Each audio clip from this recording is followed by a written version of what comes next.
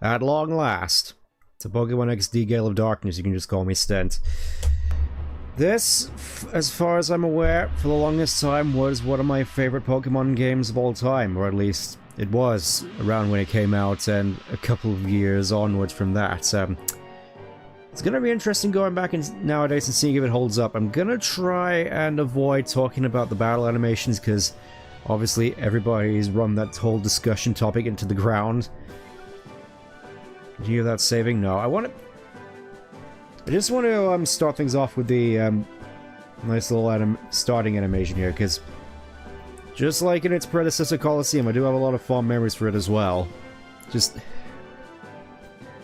I know, playing it technically in HD on my GameCube here, it's just one of those things that really gives me a sort of magical feeling. Definitely looking forward to getting into this and really just seeing if it holds up. But first, really gotta set the mood here. Part of me is kind of regretting not, not streaming Coliseum last year, considering that was the 20th anniversary of that game, and obviously this year's the 20th anniversary of this game, which is why I wanted to stream it, just like with Emerald. At least I'm fairly certain this came out after Emerald. I mean, it's compatible with Emerald, so I presume. Blank Tower, this is a game out of my memory, admittedly. Definitely beat it, definitely remember basically nothing about it. I'm sure you'll remember a fair bit as we go on, because, I don't know, maybe it's just because I played XD and Coliseum a lot as a kid, but a lot of imagery in this game is burned into my mind, like especially Realgam Tower there. And the music here as well, just... Obviously, there's that whole sort of Dr. Pez rock version of the soundtrack, which I tend to go back and listen to occasionally. Really one of those things that really brings back proper memories. Just I have a lot of fond memories of this game. And I'm hoping that, again, definitely hoping it holds up. I like how the music suddenly takes this sort of darker, more drastic turn as soon as a Hoppip appears. It's like, oh no! A Hoppip! How horrifying! Also, yeah, big selling point here is that you could potentially get the Johto starters with the Elemental Hyper Beams back when they were only available on the Kanto starters. Also, yeah, when it came to Gen 3, this was the only way most people were able to get Lugia, because obviously most people didn't have access to Naval Rock. Because, oh boy, I sure do love my limited time DLC in my Pokemon games. Definitely not something which I found egregious as early as Gen 4. Enough about that, though. Let's get into this. Let's get into this, and hopefully it works alright. Obviously, yes, I'd like to create a new save file. Yeah, we obviously get a whole bunch of options here, like Rumble, obviously gonna turn that off. Don't need Rumble. It's like, oh yes, it's something you're definitely gonna need for this game, which you can play one-handed. And of course, versus mode, quite similar to how it is in Coliseum, though unfortunately you don't have the stadium-free-esque, in quotations, aspect of Coliseum, where you could transfer your team over from the GBA games and partake in battles. Here it's mostly just, the quick battle thing, which obviously most people use to RNG manipulate, but we're not going to do that.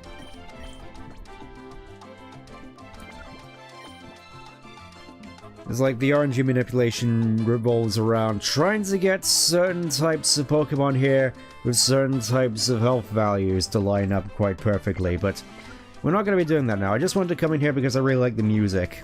Just... It's one of those things which is just sort of etched into my mind. Anyways, new game. Enough messing around. And of course, name here. Obviously, you know what it is. You know what it is. The demon that comes when people call its name. It doesn't matter where. It doesn't matter when. Let's get into this. Starting off with, well, yet another cruise ship, the Libra this time, as opposed to the Aqua or Tried to remember the one from Red Blue, yeah, the one that capsized. I think that was the SS Aqua. I keep getting my ship names mixed up in this series. Also, really gotta love how the facial animations look on those guys. Just like, oh, whoa. Well, let's just be thankful those two are the only ones aboard. It's like no one was below deck at all. And yet they're just trapped in the middle of the ocean. Good luck, good luck trying to get to shore, fellas. You're like 15 miles off. I feel bad for those guys, in all honesty. Anyways, enough about that and potential death. Here we are in a battle right off the bat. We got ourselves a cool little salamence. Let's have a look at salamence real quick. Jolly nature. I'm not gonna worry about Eevees here because obviously there's no indication of that, but yeah. This seems like a pretty model moveset to salamence, except for Dragon Claw. Probably replace that with Aerial Ace, or, you know, hidden power flying, but that's sort of getting into the nitty-gritty. Let's go with the Dragon Dance. Let's figure out it. Isn't it super cool that we get to start the game with a super powerful salamence? It's awesome. Also, why aren't you going for Meteor Mash? That's like your best move in this situation. Because I can very easily just do this.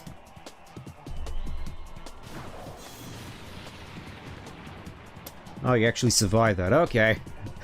Okay, game. Whatever you say. Whatever, I'm still faster. Yeah, I mean, let me style on you a little bit. Let's go with the Dragon Claw. Because you... It's like, no matter what I do here, you won't survive. It's like one of the first of many instances in this series of Metagross constantly getting shafted. Like... I just remember back in Japan just seeing this rather just sort of mangled looking Metagross plush with his limbs just sort of angled out in all wrong areas. Alright, Stan, that'll do for today. Yes, sir, that was a well-played battle. Stan, your battle skills have improved by an amazing amount. And it was impressive the way you handled that big Pokemon with aplomb. You took command of it as well the same as your Eevee. Do you ever think it's time you considered raising other Pokemon besides your Eevee? No. It's the best starter. Yes. Big main selling point as well in terms of the box, what was on the box. You get to start off with serious nature. Okay, so basically just neutral across the board. You feel the new mainline games have sort of forgone style and flair for the sake of speed when it comes to battles? Well, yeah. I mean, I do kind of get the whole speed aspect, considering how I handled battles back in Yellow Legacy, just abusing the speed up feature.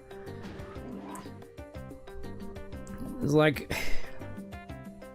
I do appreciate it at the same time.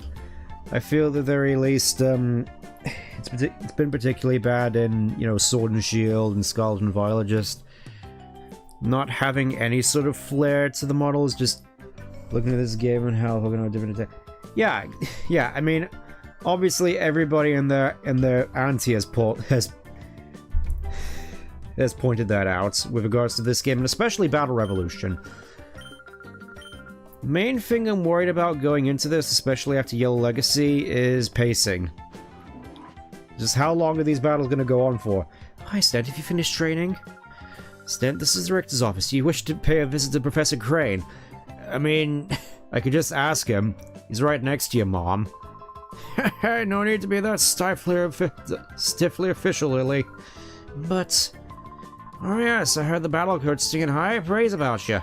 I heard about your battling skills have improved dramatically recently. That's outstanding. Though I don't think I'd stand much of a chance against you. I mean, you're not a trainer, so it only makes sense. I wish everyone wouldn't drown them in such gushing praise all the time. My son and daughter will become sport rotten. Oh yes, I have a sister here. Oh, that's nothing to worry about, but stuff from Joey. Oh yeah, I just realized my name here is actually gonna fit in perfectly fine, because that's the thing about living in ore. The names are pulled out of the Scrabble bag most of the time. It's not so bad now, but just wait. By the way, I don't think I've seen Joey since lunchtime. Sid, I hate to bother you, but could you go find Joey for me? I think you already know, but several research projects are at their critical phases here in the lab. That's why your mother, which is me, can't afford to take any time off at this moment, so please, will you go find Joey for me? I don't wanna. Oh, don't be so ridiculous. Please, will you find Joey? No. Don't be so rebellious. No. Don't be so rebellious. Okay, fine. Thank you. I'm counting on you. I don't think she could have wandered off too far, but just in case, please check outside too. I'm sorry, Step, but after 5 young years, this project is finally on the verge of coming together. Mom, why are you talking in the third person? Exactly. But that to happen can't go without your mother's expertise. Ah yes, I definitely remember her being a character in Colosseum. Oh yeah, I left the PDA in your room. Go check it out. It stands for Pokemon Digital Assistance, a very useful electronic tool. Oh yes, this is back in 2005 when Nightmare Rectangles didn't exist yet, because you just know that if this were released nowadays, it would just be replaced with a Rotom phone. Because that's all Rotom's good for nowadays. Quite years. I'm sure you have no trouble figuring. Yes, it's just a user interface. I'm sure I'll be fine. Let me just go through here and find it real quick. Hello. Nomination works. It doesn't quite fit. Compiling the basic data. Ah yes, the Purify Chamber. Which, depending on how you see it, I'm pretty sure has some fairly dark connotations. What are you doing under the table? Still, have you seen Jovi? We were playing hide and seek. But Jovi's been gone for quite a while now. Maybe she's playing in your room. Alright, I guess I'll go have a look, if I must. Honestly, why am I always the one who has to be babysitting her? Look, she even left a mine out right over here. Have you seen... Pla. Of course. Get PDA, get PDA, get PDA. I'm trying to figure out, I haven't seen her since lunch. Ah. Of course. Ah yes, lately his kid sister appears to have the run of the place, because apparently I don't sleep in here. Apparently I have a lot of other better things to do. There's something on the desk, I wonder what it could possibly be. Also yeah, just how am I supposed to reach that basketball hoop over there? It's just like... I'm fairly certain that's higher than most b-ball hoops are even. It's just... Apparently I'm wearing moon shoes, I guess. There we go, PDA.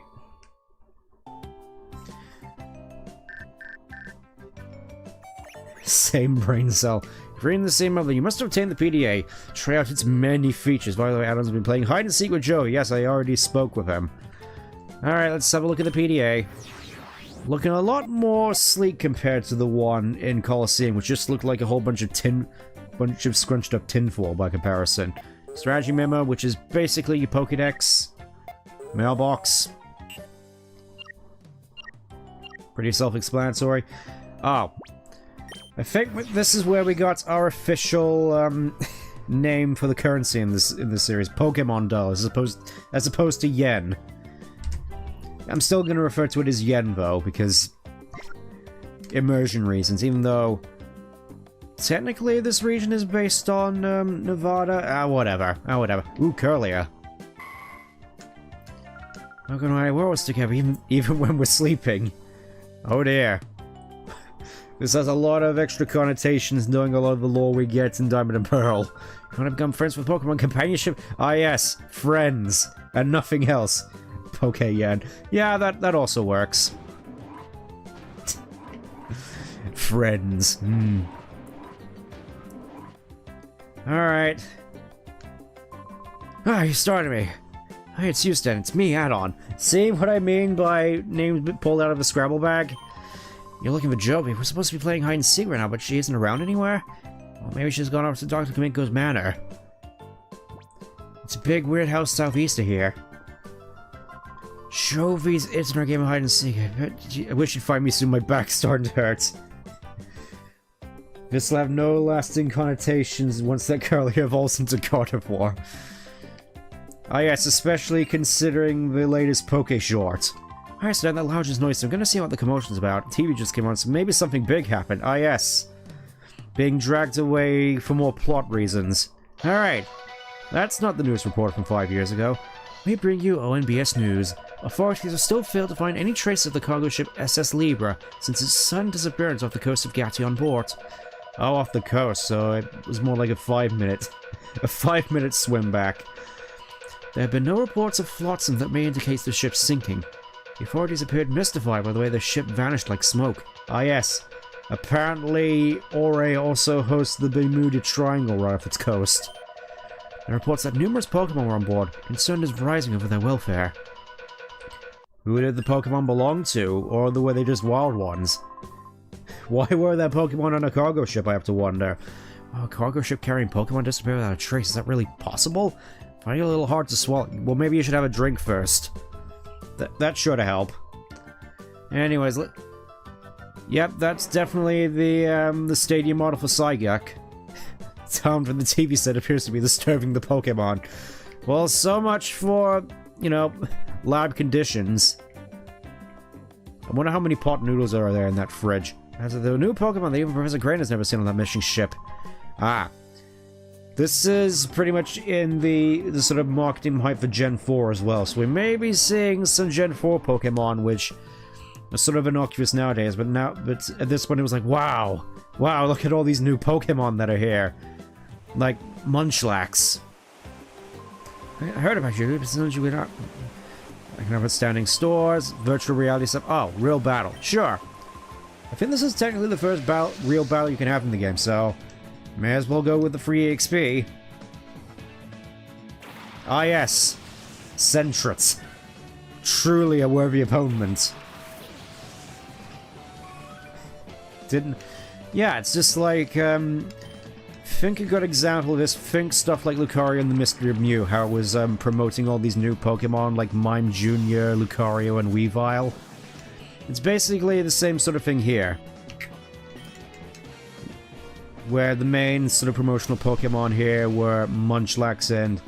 well, you've already seen it in the sort of opening cinematic here, it's Bonsly. Bonsly is like the big new Pokemon in this game. That one Pokemon that everybody remembers, Bonsly.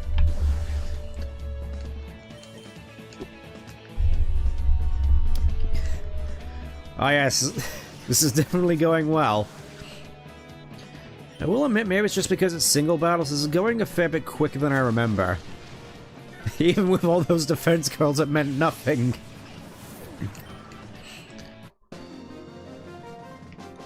Also, I felt this is something that is sort of missing from Eevee's current model. It just has that weird sort of tuft of hair.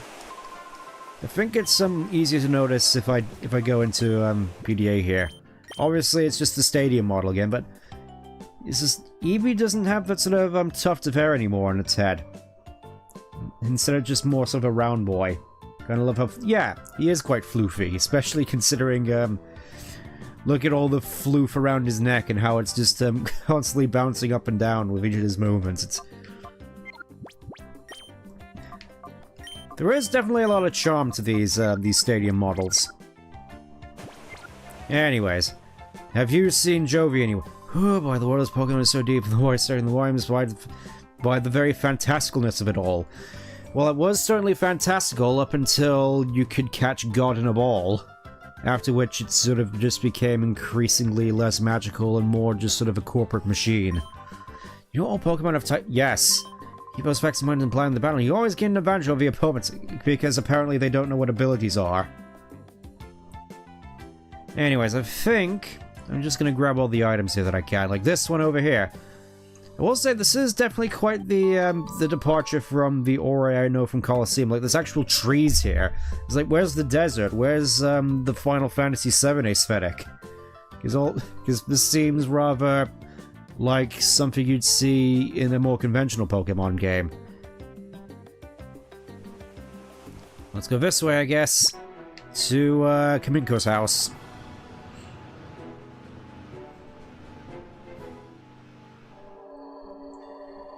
Well, this is certainly ominous. I too am inspired by the world of Pokemon. I only wish the modern outlet put out into the world wasn't... yeah, I get you. Just, again, it sort of feels I'm more excited for fan projects than official releases nowadays. You know, when they aren't constantly getting taken down.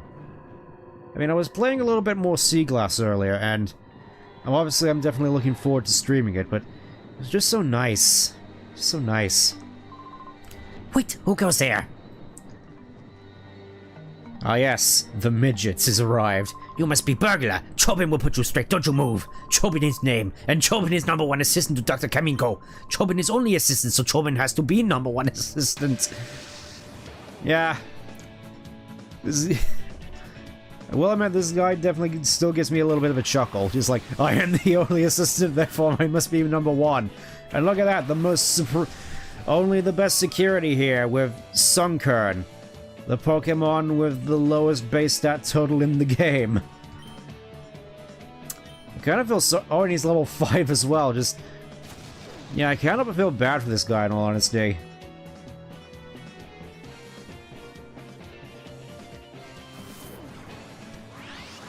Oh, look at that damage. It's just true world-ending truly top-of-the-line security there, Chobin. Only the best Pokemon for Dr. Kaminko security, I can see. Anyways, free XP, final level 11. Did we get anything good at level 11? No. Vigo Neum. Yeah, just... Also can't help but notice that for Eevee's physical attack, he basically just hits them with the spin dash. Chobin lost! And look at that. I don't think I wanted to see what was behind his glasses at all. It just looks like he hit... I'm pretty sure this observation has been made before. It just looks like his eyes are just Gulpin's mouth. You made Chobin very angry now. Even though Chobin lost, you still not get past Chobin! Eh? Also, observation reveals that subject is child. Ergo, subject is not burglar. Chobin wishes you spoke up right away. I can't, I'm a mute protagonist. You are sent. Chobin apologizes for jumping to wrong conclusion. Oh boy, here we go. Oh, Big Brother, what are you doing here? Oh, Chobin gets it, Big Brother, you got lost, didn't you? No, I came to pick you up. There's no hiding stuff from Jovi because Jovi noses. This behaves where Dr. Kaminko lives. Kaminko's job is to make incredible inventions. Like these strange trousers which allow you to walk up walls, I guess. A whole bunch of new machines that have like the Pokemon at school lab should come in too, Big Brother. If you insist. Fine. Fine. Stent, you are that girl's older brother. Sometimes she comes here. She wanders around everywhere. Chobin finds it hard keeping an eye on her so that she does not bother Doctor. Oh yes, Stent, you will have a look at Dr. Kaminko's inventions. You will, yes? Okay, this way please. Follow Chobin. Looks like I don't have much of a choice in the matter. Alright, let's see what you got here. Okay, Chobin will now show inventions of an inestimable Dr. Kaminko. Kaminko's inventions, needs to be said, are #1 in world. Chobin is full of admiration. Oh, why does Chobin know they are #1 worldwide? That needs explaining. In whole wide world, no one but Dr. Kaminko would invent such inventions. Therefore, they are #1 in world.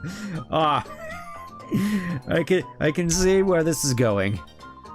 Ah, Dr. Kaminko, who is verily great, is inventing in Rec Room there. Oh, Doctor, what kind of funny machine you making this time? Jovi wants the noses. Oh, girl is at Dr. Kaminko's side again. Chobin hopes she is not causing disturbance. Anyway, let Chobin acquaint you with some of Dr. Kaminko's greatest inventions. Let VCR roll. Ah yes, back in the day when people used VCRs. Ah yes, only the most professional video making here. It's just like whenever I try to make videos. Dr. Kaminko's inventions are #1 in world. Chobin's koi says this. Ta-da! The unhealthy sandals. The insole is studded with lumpy knobs that fail to stimulate every pressure point in fabulous way. Keep wearing these, and Chobin will guarantee painful feet and chronic worsening of your health. Chobin thinks it's superlative. Amazing. Incredible, is it not? There's so much more than that, too. The doctor's inventions, which are fantastic, can only be seen on this monitor. Chobin will gives you permission to use this anytime you like. Alright, let's have a look what else we got here. Let's see. Inventions. The power draining light bulb. At first glance, it is ordinary sort of plain light bulb, but it possibly gulps electricity at 10 times usual rates. Using this, electricity bills will grow shockingly, and it won't be easy to find out why. Chobin thinks he is dazzling. Did he get his video making skills from EGAD? Yeah, I think with the glasses as well, he is basically this series version of EGAD. Let's see, what else we got here? The superpowered jet vacuum cleaner. Whatever it sucks up, it blows out the rear using powerful jet propulsion that shreds dust into fine particles. The more you vacuum, the more your room gets covered in an invisible coat of dust from corner to corner. Chauvin thinks it's splendorous. Ah yes, just, it's like, let's take the dust and put it somewhere else. Amazing. Alright, let's see what else we got here. Ah yes, the power-saving refrigerator. If the purpose is to conserve power, you won't be making a mistake with this refrigerator. It is truly one of kind. Ah yes, this is to go with the energy-draining light bulbs as well. It is ultra energy saver that usually stays off. It only turns on when the sensor detects someone in front of it. Food goes bad right away, but no one knows why, because fridge is on when door is opened. Chauvin thinks it's splendid. Ah yes. Completely removing the point of a refrigerator. Let's see. Ah yes, the timeout recorder. It works with your video deck. When you're recording a TV program, device ends recording 5 minutes early. If you record a movie, you'll be at best part when the suddenly screen goes blank. Or you know, you could just record the credits. Chauvin thinks it's astonishing. Yes, it's kind of hilarious. Amazing. Ah yes, the discount calendar. It will amaze you. It only has 300 days in a year. Anyone using this will lose free 65 days a year. Technically more depending on what year it is. You better not hope it's a gap year. Chauvin thinks it's astounding. It's like, why can't we have funny stuff like this in more Pokemon games? And here we are, the one I was hoping we'd get to. The Pokepole. It's not ball, it is pole. Just like Pokeball, it is painted red and white, but it's just a pole. People will confuse it with a Pokeball. Society will be engulfed in chaos. Chauvin thinks it's magnificent. Oh yes, it's just a pole. It doesn't do anything, it's just a pole. Amazing. Oh yes, the haunted radio. It works just like ordinary radio, but it's until 2 in the morning. If you listen very close, you can hear a tiny voice. Please help me. Maybe Kamenko just put on program to do that. He's an icy, but he must have done it absent-mindedly. He must have. Chauvin thinks it's frighteningly absent. Yeah, exactly. They're things that nobody asked for. Therefore, they are #1 in the world because nobody in the right mind would invent them. Okay, that's all of them. Okay, that's all of them. Let's continue on with the story. It's a shame though, because a lot of this is pretty funny. I'm pretty sure there are NPCs out in the world that actually buy into a lot of these inventions as well, which is fantastic.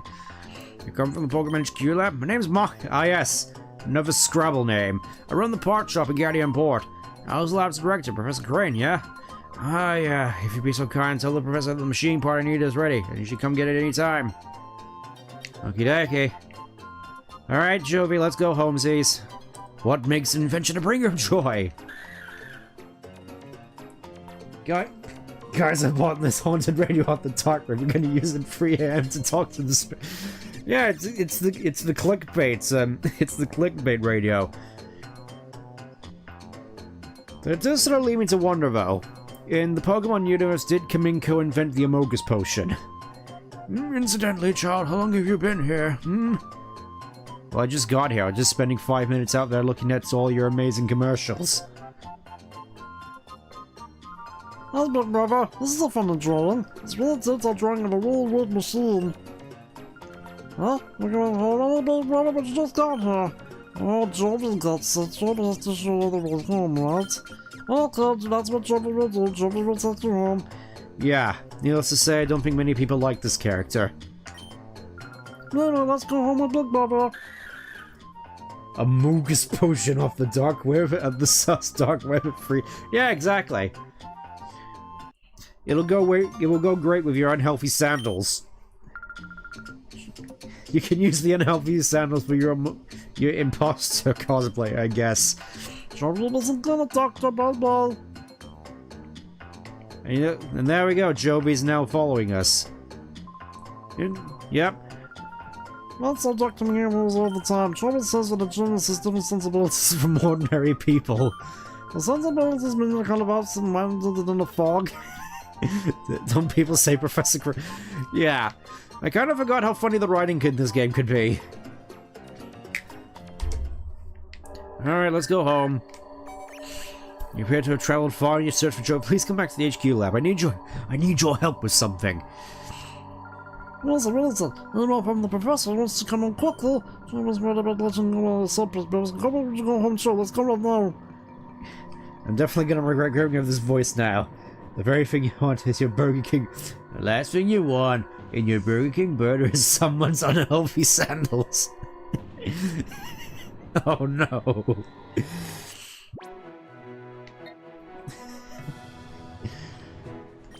Number 2, Pokeball in baked beans. Even I'm getting mixed up now. Okay, we're home. Tadaima. Oh, hi, Mom, we're back. Oh, Jovi, haven't I told you not to wander away by yourself? No, Mom, you don't understand. Pippa was nice and Joe was brought him here.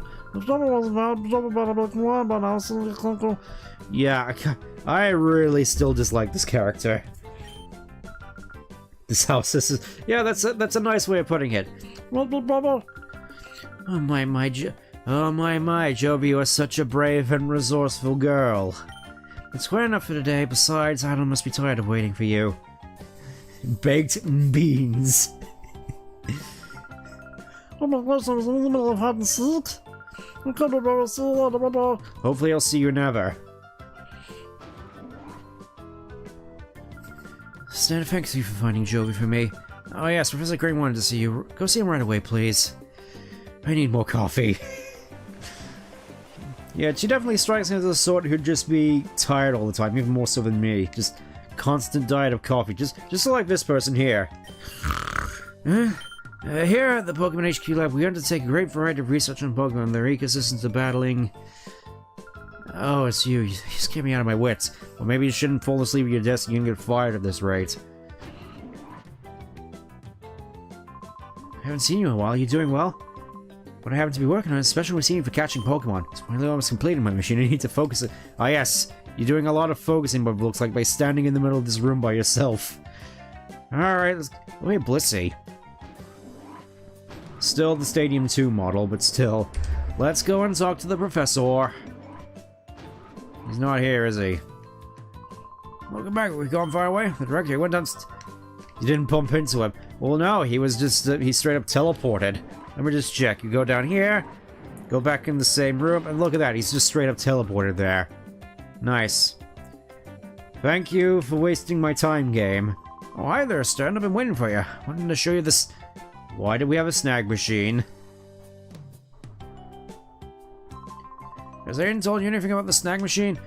Well, no. I'm 10 years old, sir. The snag machine is a special device for snagging Pokemon. Two of us, Aiden and I, have been developing it, and now it's finally finished. I have to begin testing immediately. Will you help us? Well, I don't know. This seems like some kind of, illicit activity. Oh, you can't say that. You're an excellent battler. I'm sure you'd be perfect for the job. Well, yeah, but I'm fairly certain going around stealing Pokemon is illegal, sir. Oh, you can't say that. Fine. Fine. I know... I don't necessarily have a choice here, do I? Okay, step inside, please. Good grief. The things I do for these people. I tell you, the snag machine is an outrageous piece of work. After all, it can be used for stealing Pokemon from another trainer in battle. Hey kid, check out this device for stealing Pokemon. Yeah, exactly. I don't want to steal Pokemon, sir. I'm a law-abiding citizen. I'm 10 years old and I don't want to go to prison. I didn't make this steal Pokemon... Well, I would certainly hope not. Stan, you heard of Shadow Pokemon, haven't you? Well, no. I'm 10 years old, sir. Pokemon have been turned to fighting machines, having their hearts closed by artificial means. Are to be pitied. Ah, yes. In other words, they've been Eevee and IV trained and bred for competitive battling. You developed the snag machine to take back such bona fide Shadow Pokemon. Why this machine is needed now, I can explain later. Right now I'd like you to test our snag machine. After all, you're the best trainer at this lab. Well, it's not exactly a high bar considering that you have a guy here with Centrets. Snag machine is inside this case. Should you go try equipping it right away? Ah yes, just hidden inside this machine, which... Where's it supposed to be hidden? I'm guessing the little column bit? Ah, whatever, let's put on our cool robot arm. Definitely looks more sci-fi compared to the Colosseum version, especially with the sort of blinky wire going across it. Oh, wow, fits you perfectly. It looks cool too. Honestly, I prefer the one from Colosseum, but yeah, I'm sure this will work. Also, a new feature to your PDA. It's called the Shadow Model. Let me check on the Shadow Pokemon you encountered. As if we're about to encounter Shadow Pokemon right now. Obtain the Shadow Monitor. There it is. Let's have a look at it. Look at that, 540 yen. 5,400 yen. Thank you, Aiden. That's it, Stan. That's spot on. From here on out, it'll be a lot easier to show you just how it works in practice rather than trying to describe it. How are we gonna field test this? Do you just happen to have a Shadow Pokemon in the basement or something? Oh, the Battle Sim. Gotcha. Alright. It's a pity Pokemon never used this concept outside of the series. Also, no one tried to be gritty as dirty as... Yeah, I do definitely kind of miss that as well. That whole grittiness factor is sort of why, for the longest time, I wasn't sure which game I preferred, this or Colosseum. It's like, the only real instance of Shadow Pokemon we get nowadays is Pokemon Go. Colosseum is neat design, it's sleek and weird armor sleeve, and we could just have a robot arm. Well, it does definitely look like it. Oh, I almost forgot to give you these. In order to use the Select Machine, you need to use at least one Pokeball. Yes, finally, we have these. Pokeballs aren't used in the Aura regions. We import them from yes, another region, which, given the geography, I want to say Unova, considering it's closest. Alright, now we're all set. Let's hurry over to the director. Well, that didn't sound good. What's going on? Who are you people? Alright, guess it's time for me to be a hero again. Isn't that so interesting, though? Yeah, it's like, how can we get people to be invested in our, Pokemon mobile game, which arguably ruined the series forever? Yep, just put Shadow Pokemon in it. I don't really get it either. Oh, there's a terrible sense of strange man came barging in and took off with the director. Alright, time for me to go be the hero, I guess. Oh no, he definitely... It's not like that guy could have stood a chance with his Sentret. Yeah, that guy is built like a tank. Look at him. Will you let go of me? Where do you think you're taking me? Kid doesn't have an SP on him, so he's automatically not as cool as the last Game Protect. I mean... You say that. We do have an Eevee, which I think is close enough. I'm taking you to your new lab, Professor. What? My new lab? Move it, we don't have any time. You don't want to get hurt and hush yourself into the car. You people, what are you? Alright, I guess it's time for me to be the hero. What is it, punk? You gonna play hero and try to stop us? I don't show mercy to anyone, not even kids. That's a lie, fine, go get down. I don't think this one knows explosion, though, at least not yet. I don't think he even has handcuffs on. He's just standing there with his hands behind his back, just like, no, stop it, you fiend. And also, yeah, unlike in Colosseum, we don't have an NPC here to point out Shadow Pokemon. Instead, we just have a very own Scouter. Your Raider's responding. That's a Shadow Pokemon. Hurry, Stan, hurry! Throw a Pokeball at it. Well, if you insist. I'll be taking that. Yoink. Yeah, Eevee is the partner. Yeah, and unlike in Let's Go Eevee, you actually get to utilize Eevee's greatest strength in this game. Though, that won't be until a little bit later. There we go, got Teddiursa. It's like, this is one of the few instances where you're actually incentivized to use Teddiursa, because at this one in the game, it's pretty good. What was that? My Shadow Pokemon, was that? Is it a snag? What do you think? There we go, Teddiursa joins the party. Kid, what's that machine on your arm? Could it be a snag machine? The hell's that doing here? That's big news. Come on, move. Need to roll this back to HQ, like, now. Oh yes, I'm just gonna stand here whilst you shove the professor. Okay, now I now I only run in when it's too late.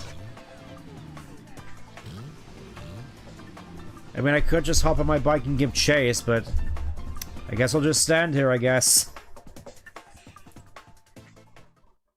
Kind of feel like I could have done a lot more here.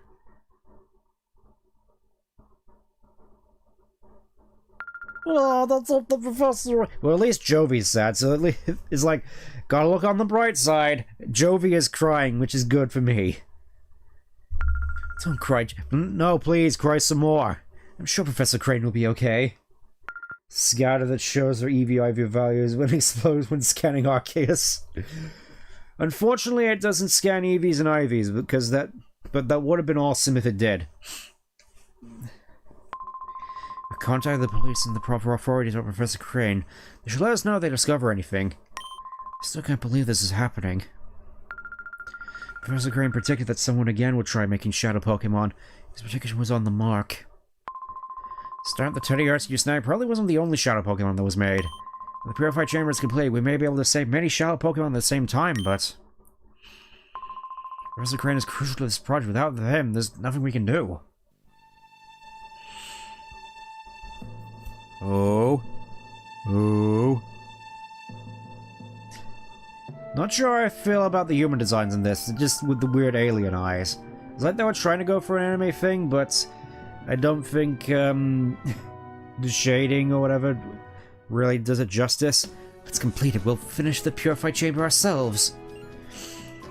Lily, the director's not here. It's hopeless. There isn't any possible way to get it done. You're on the verge of finishing. This is the time to feel sorry for yourself. Purified Chamber got this far not just because Professor Crane was here. We got it because we all worked as a team.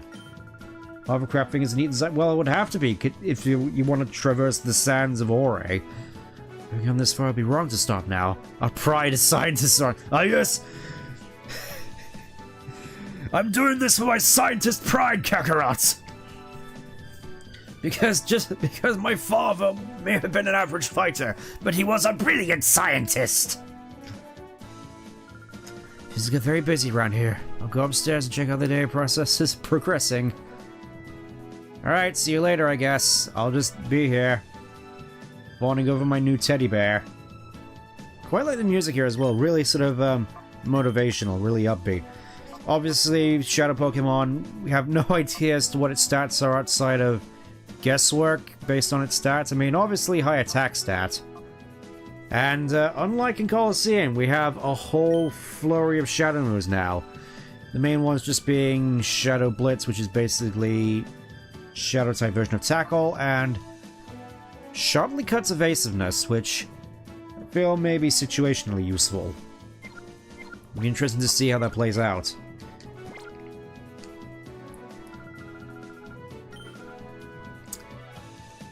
Yep, still crying. Still crying.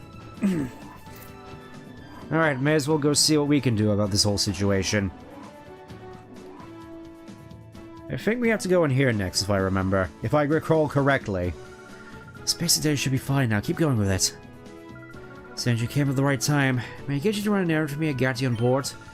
I ordered a special machine part for the Purified Chamber at the parts shop. Alright, now we get to go to one of my favorite areas in this game.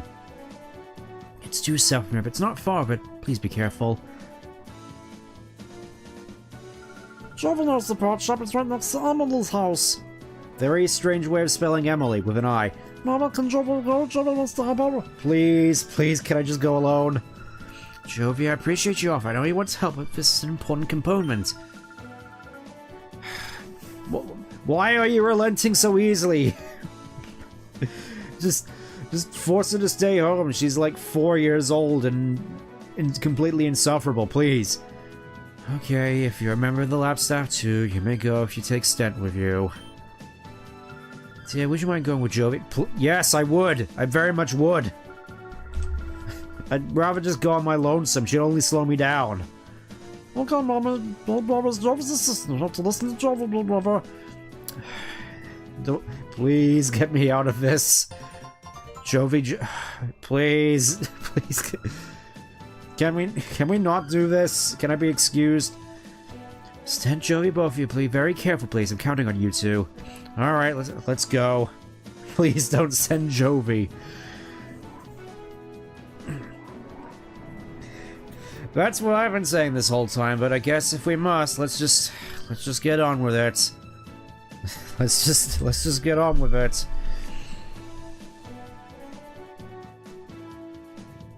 Ah, more stuff to hold me up. Hey, Stan Jovi, where are you two off to? I'm off to run errands. Jovi's not important, Mr. Captain, important. Big Brother's Jovi's assistant. Huh? Stan is your assistant? You must be confident with such a good assistant, Jovi. Jovi joined the party despite nobody wanting that. Exactly. It's like Rules card again, except Rules is more likable. Anyway, Stan, can we ask you to hold on to the snack machine and use it? There are many maybe other shadow Pokemon out there. Spot one rescued from the criminals. I'll make a purchase to the authorities and other people to have Pokeballs available. Ah yes, so we don't have to just go to Outskirts Stand this time. There's more. I want to give these to you. Ah yes, the Ansem reports. The documents on Shadow Pokemon the professor who created and I compiled. Please read them. Alright, I'll just read them in front of your face then. Just so you know I actually did it. Okay, Creighton Memo number 1. Snag System. Shadow Pokemon victims of criminals using the misdeeds. They must be taken from their bad masters. Ah yes, bad masters and protected. So we're basically Pokemon protective services. The most effective means to take Pokemon from criminals is the snag machine created by Cypher five years ago. I always called it Cypher back in the day, as to not confuse it with the Pokemon of the same pronunciation. As opposed to nowadays, where I just think, a weapon to surpass Metal Gear. It's an unforgivable act to one trainer to steal other trainers' Pokemon. There is no way to save Shadow Pokemon, so basically riding the moral line here. Hopefully the authorities are okay with it. Snag Machine was originally designed to steal any Pokemon trainers. We immediately developed this into the snags only Shadow Pokemon and nothing else.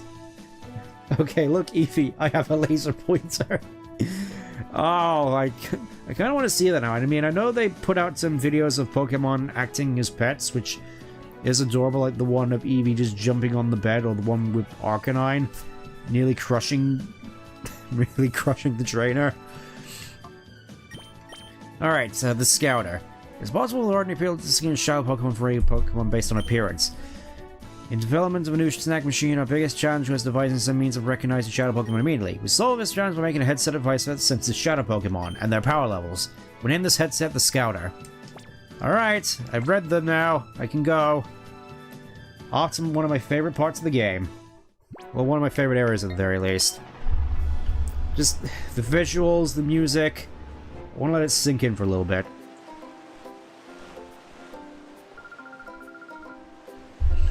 Oh, big brother, look, it's the sea, it's so big. Yeah, we didn't get any port towns in Colosseum, but... Listen, the port shop is over there, hurry, big brother. Yeah, just aesthetic-wise, I really want to visit a place like this. It just seems so nice. Then again, I'm always a big fan of port towns anyway. This one. Please don't zoom up on that face. Please. Ouch's Jovi fell down. What? And now, where do you think you're going? Oh, sorry, Jovi, sorry, it wasn't on purpose. And look what you've done! You must stop the happening looking Zook, the coolest, baddest, most happening guy around! Look at how this guy is built. Just like, completely just like tent pole of a torso. And it's like he's wider than he is tall. One of these videos mentioned the Arcanine barking dog. He created like an enormous Labrador. Yeah. He's just a big dog. Sorry, doesn't even begin to cut it. Oh, please, by all means, continue. You there, you pup. You're this munchkin. No, I'm not.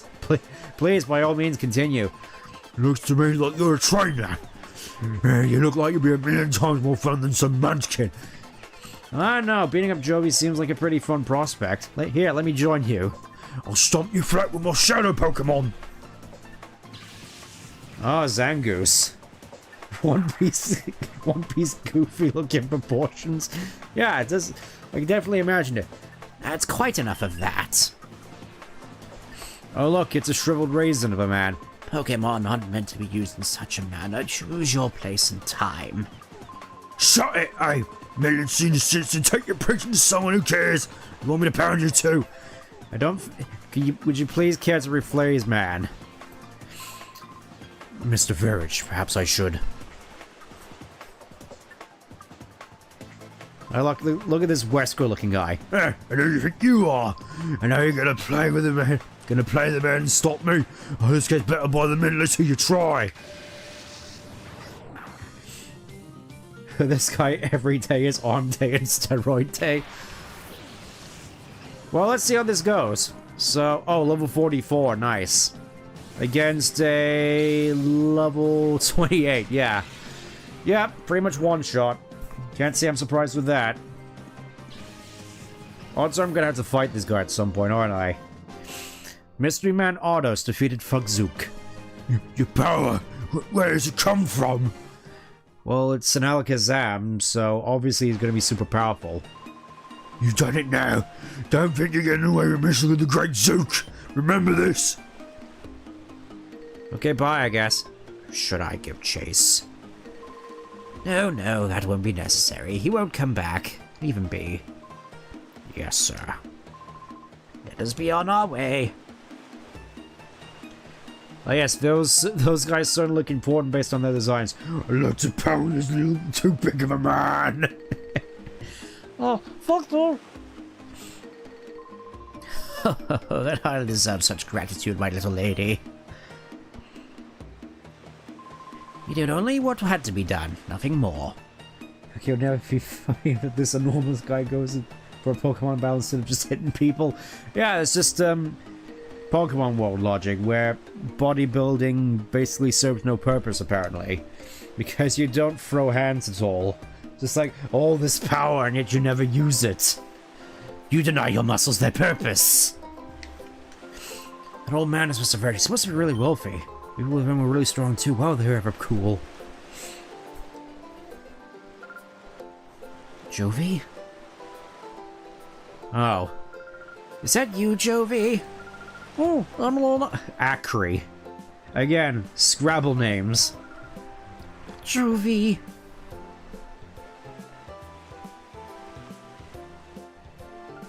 So it was you, Joey, being harassed by that big strange man. Were you okay? Nope, strong people helped us. Blood Brothers there, so nothing bad happened. Jovi came out on an important visit. Blood Brothers Jovi's assistant today. Go Eevee, Zork, use punt. And into the ocean he goes. It's a shame I didn't evolve him beforehand. Oh, you must be Jovi's big brother, Stent. I'm glad we finally met. I'm Emily. Hi, Jovi's big brother. Jovi's been a very nice friend to my daughter, Emily. Apparently. How did she manage to even get here from the HQ lab? Does she have like a bus pass or something? Does this place even have buses? That elderly gentleman's name is Mr. Farage. He comes here by boat with his two assistants occasionally. Something mysterious about him, don't you think? He's supposed to be fabulously wealthy. Sounds like that give me shivers. Ah, yes. The suspiciously wealthy man who constantly deals in commissions. I think we finally found him. I was hoping to become a novelist. Whenever I come across anything mysterious, I try to imagine a story around it. Would you mind if I took some notes from you? Anyways, be careful around this town. There are a lot of rough customers about. Emily, we should be going. Okay, bye-bye, Jovie. Nope, see you, Emily. What is up with that hairstyle? I mean, definitely not as outrageous as Jovie's, but still. Fashion in Ori is kind of weird like that. Anyways, I'm guessing pot... Well, this has a big P on it, so obviously this has to be the pot shop. Shopkeeper was a finger string when I got that clueless newbie to look after the shop. Now me, a regular customer, would be able to serve... Not me, a regular customer would be able to serve customers a lot better. Sure. I would complain about taking 5 steps and then getting into another conversation, but TA is way worse than that. Also, I've heard. Also saw a video early on, sort of retrospective on X and Y as well, and Yeah, it's pretty egregious there as well. Anyways, let's talk to this guy. Shopkeeper's out right now. He said something about going to Dr. Cumming, what was it now? Well, that doctor's man knows where he went. He said his grandson Pearl will be back from repairing the rotating bridges. So I'm supposed to mind the shot to so I don't know anything about or how to ring of a sail or anything. I have no idea what to do. If you like, got a tale that you might find interesting. Sure. When I was younger, I said, all the world sees as a navigator. Our world is huge, and this huge world is filled with incredible profusion of Pokemon, possibly too much, depending on who you ask. All the Pokemon in our world, the one I found to be the most interesting is Eevee. Now, Eevee is a unique Pokemon. It can evolve into 5 different types of Pokemon, you see. While I sail, I studied Eevee quite exhaustively. As a result, I obtained 5 items that are keys to Eevee's evolution. You see, you're raising an Eevee. A fortunate coincidence, but it must have been meant to happen. Let me commemorate this occasion by giving one of 5 items. So, yeah. Essentially, this is us technically properly choosing our starter. This is what I like about Eevee. Is that, technically speaking, you have 5 choices of starters as compared to the conventional 3, giving you a lot more options for team building. And obviously there are some Pokemon here that are a lot more useful than others. Game has a serious problem capitalizing emphasis words that people don't forget important locations. Ah yes, I should probably emphasize that a little bit more. So obviously, I'm pretty sure the best Pokemon here would be Jolteon with access to Thunder Wave to help with supporting catching stuff, as well as access to Thunder and Rain Dance. And Espeon, which has access to dual screens, making it inherently quite useful. But then again, I feel Jolteon and Espeon are quite used a lot, and Umbreon, I feel I use Umbreon quite a fair bit. He's obviously quite more the supportive type. And of course there's Flareon, who's just Flareon. Kind of a shame, really. I remember back when I tried streaming XG, a ROM hack of this game. It felt like they did everything they could to try and make Flareon good in terms of the moves it got, but even then, Flareon kind of under-delivered by the end of it. So let me just do a poll real quick here. Let me just do a quick poll, because I want to see which Pokemon let's see which Pokemon we're interested in using. Let's see, put up a poll, start a poll.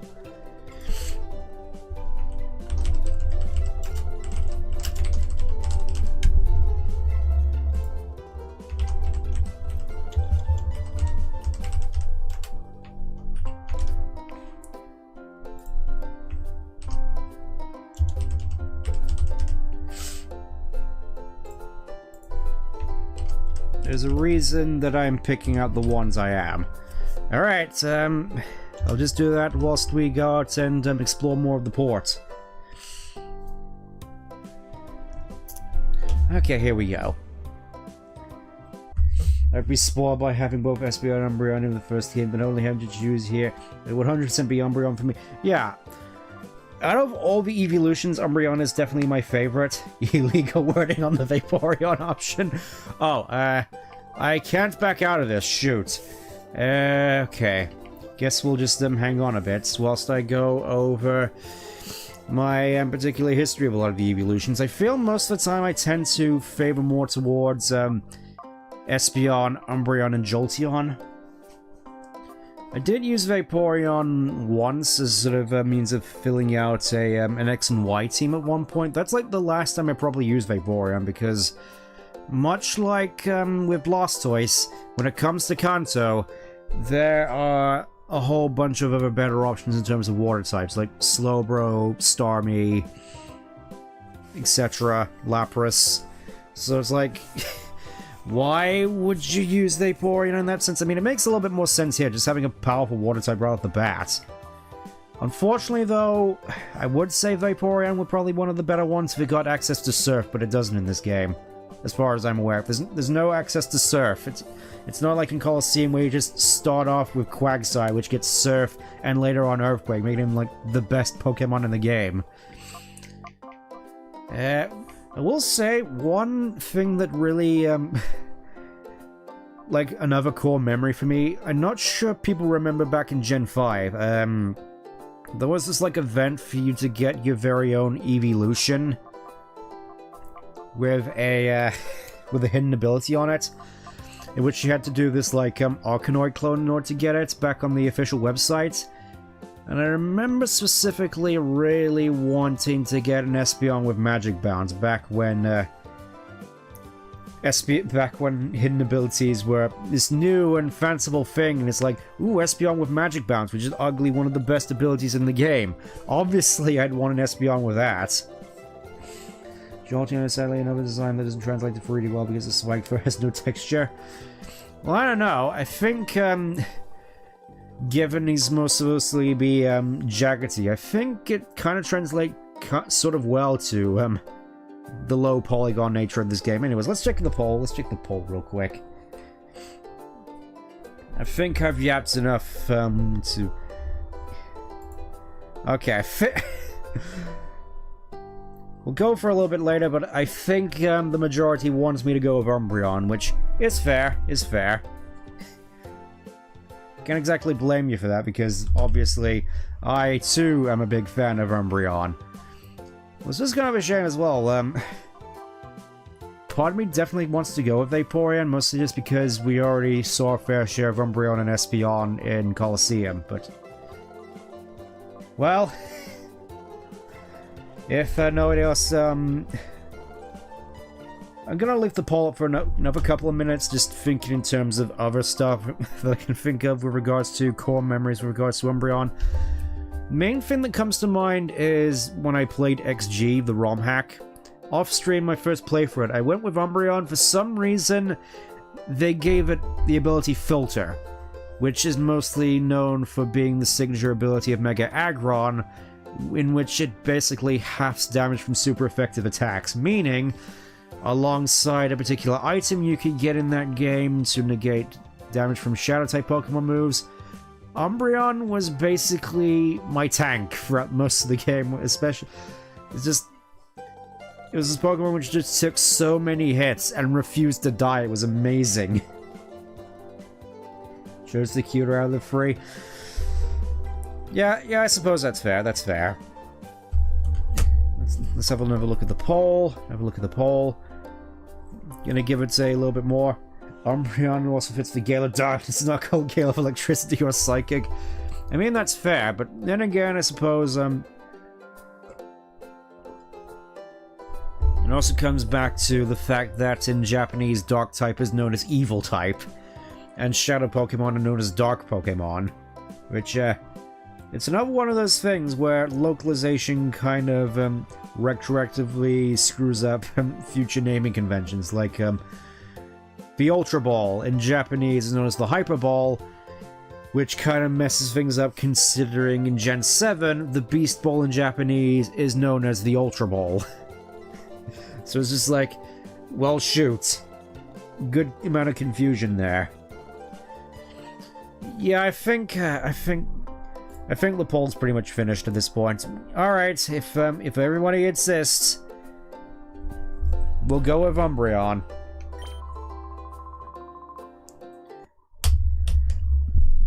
Oh. It isn't all that simple. First, you need to keep the moon shard in you all the time. Don't put it away in your PC and don't throw it out. Or you need to keep Eevee with you. If your Eevee's friendliness is sufficiently high, it'll evolve when it levels up. Basically, this is, to make up for the fact that this game has no internal clock, which, like, my GameCube is kind of nice, because obviously, same sort of internal battery thing as Pokemon Emerald. So, would you like to have the Moon Shard? Well, it seems that's what we're going with in terms of polling, so sure. Just like your Eevee, it's invaluable. Kinda wish we got Moon Shards, just to help speed up, evolving stuff, just make things a little bit easier. And more convenient. You're so lucky, big brother. Johnny wants something too. I mean, obviously, with Vaporeon, Jolteon, Flurry, you just get Firestone, Waterstone, Thunderstone, so you can evolve it right away. So we're gonna have to wait a little bit in order to get to Umbreon. But in the meantime, we could just have a look around here. This must be Mr. Verich's very fancy-looking yacht. I wonder if I can set fire to this one as well. The sea is wide and its fathoms deep, so full of Pokemon it makes you weep. Oh, what's up, kid? You forgot to play one more singing? I'll have you know I placed second at the Kirby Girls music contest. Okay, I believe you. I bet you did. I bet you did indeed. You know how to bring a smile to my face. Well, I guess that's sort of the reason why I'm here, to make people smile. Not sure if I'm doing all that well at it, but it's the thought that counts, right? And yeah, this is a fun, nice little mechanic here. Even if it makes no sense for actually traversing this place. Rotating bridges. I don't see what was wrong with just having a standard four-way bridge here, though. It just makes it so the guys living in those houses over by the way are stranded. That settles that. All fixed. You want to talk to me? Yeah, the part shop is ours. You need a machine part. Where's Grandpa? He's off to Dr. Kamiko's. When my grandpa gets excited about some mechanical thing, he's off like a shot. Never mind the shop or his grandson, me. I'll find the machine part you need. Can you come to our shop? Look, dude looking suspicious like Parappa the rapper with that hat on. Grandpa must be so lucky to have a caring grandson like me looking after him. Let's have a look at what's in these houses, which are completely isolated and abandoned. Just like, living in that house must be a nightmare, considering half the time you can't even leave your own house, and you're just trapped on this little landmass here. This little concrete block. Let's see who's inside here. Just this old man. How you doing, old man? There's an island far on the coast of Gattian Port. It's surrounded by vicious ocean currents, however, so no one can go near. What's everyone around these parts know better than go near that island in the first place? Well, I don't know. I don't think you know better, considering you're living in this island mass where... Yeah, that's the island I'm getting. These rotating bridges are known for getting around a crowded port town. Yeah, that's what I'm saying. I mean, it's kind of neat in concept, but I'd rather just have standard four-way bridges. Like, these things don't even have guardrails. It's like, these things must be a health and safety nightmare. I mean, it's Pokemon, so it's par for the course, but still.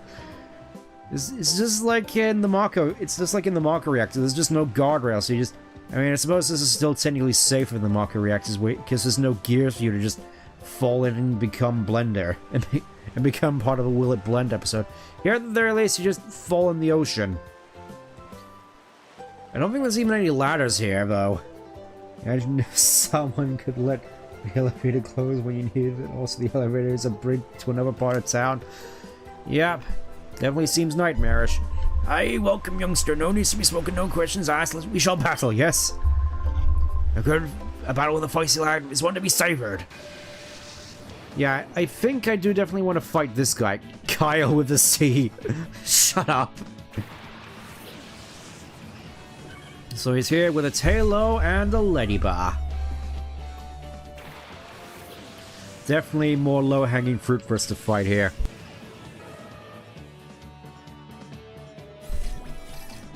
And what did you know? Shadow Ladybug. Not sure why they keep insisting on making Ladybug / Ledian a thing, because I'm fairly certain Shadow Ledian was also in Colosseum. Yeah, there are also no ladders. Yeah, I thought so. I think, technically speaking, as a Shadow Pokemon, Ladybug is actually the most effective it could possibly be. Mostly going by the fact that, unlike normally, all its attacks are super effective against basically everything except Shadow Pokemon. That's one of the scary things about Shadow Pokemon in this game, unlike in Colosseum, where sure you get Shadow Rush, where it's an attack that hits everything neutrally and has a high crit rate depending on whether you're in hyper mode or not. Here, the moves are more expanded, and essentially all Shadow type moves are super effective against everything that isn't a Shadow Pokemon. So, good luck trying to resist any of their attacks. In that sense, it's actually kind of smart for you to just keep Shadow Pokemon on hand in your party and just constantly swap them out each time. Ladybug's heart's closed off, smiling giant Ladybug. I can definitely see a fair bit of a sort of Kingdom Hearts mentality to this. It's just like, They've succumbed to the darkness. They're basically like the Pokemon equivalent of Heartless, and we have to bring them back to the light. Yeah, needless to say, this would be a lot easier if I did have access to Jolteon and Thunderwave, but I guess we can't be choosers in that regard. What? Yeah, I will say, it may just be me and having bad memories of Mount Battle, but kind of feels as though the battles here do go by a lot smoother than I remember. Maybe it's just, it'll take me later on in the game when things start to slow down a little bit, because I do remember that being the case. I mean, obviously it's going a lot slower than Yellow Legacy was, on account of it being a double battle, but still. Alright, time to waste all my Pokeballs against a single Ladybug. Let's see how little... Let's test out Shadow Blitz, actually. Let's see how little damage this does.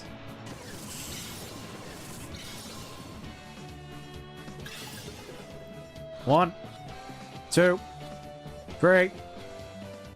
Yay, we win. Ah yes, casual guy Kyle with a C. I hate it. Would you lose? No, sir. There we go, we got Ladybug in the party. The most invaluable team member. Too bad, I guess I lost that one. The machine you have in your arms sweating the gut up. The way the lights pulse and all is my impression, whatever it is. Thought for a second there you're taking my Pokemon. You know, ever since the battle, we have been mystical Pokemon.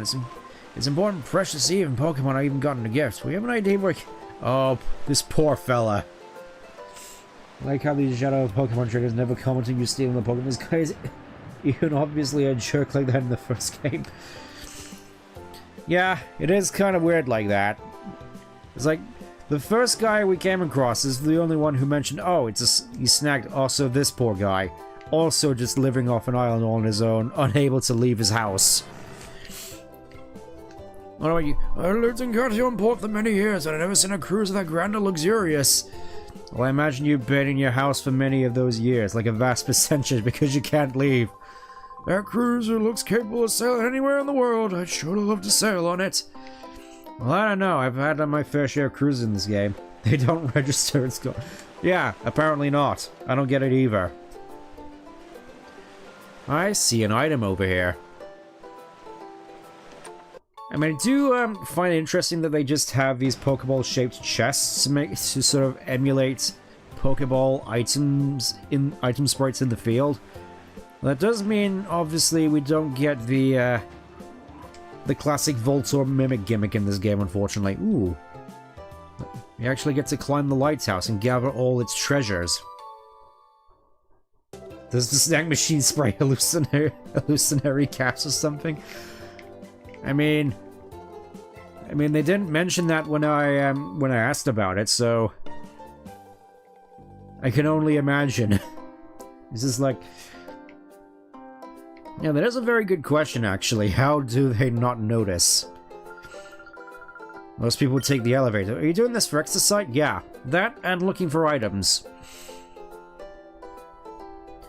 Because it's very curious as to why the inside of the lighthouse is laid out like this, like some kind of dungeon even in a video game. This place could do with more trainers now to think about it. Oh well. Because right now I'm just in here for the items. Oh hey, I look down from the top of the lighthouse, I get frightened as though I'm being sucked down. The sensation of falling, it grows on you. Ah yes. Which is why you see guys constantly falling into massive caves or going into orbit only to fall down at terminal velocity. It sounds like a great prospect in all honesty. Let me just check. Okay, so I'm replenished on Pokeballs. I think you just robbed the town's medical supply depot. I mean, to be fair, there is a shop here, so also yeah, look at that view.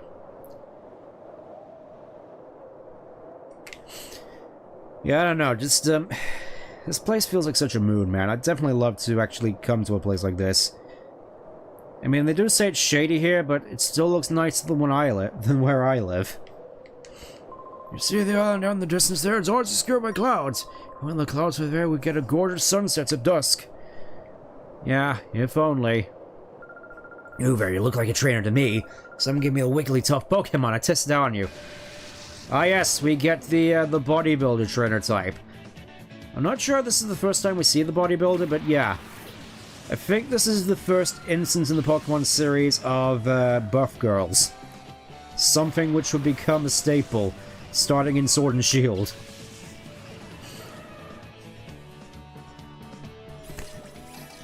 It's just an observation. Oh, am I kidding? Knowing me, you probably know where I'm going with that. Just, needless to say, it's something that's, appreciated.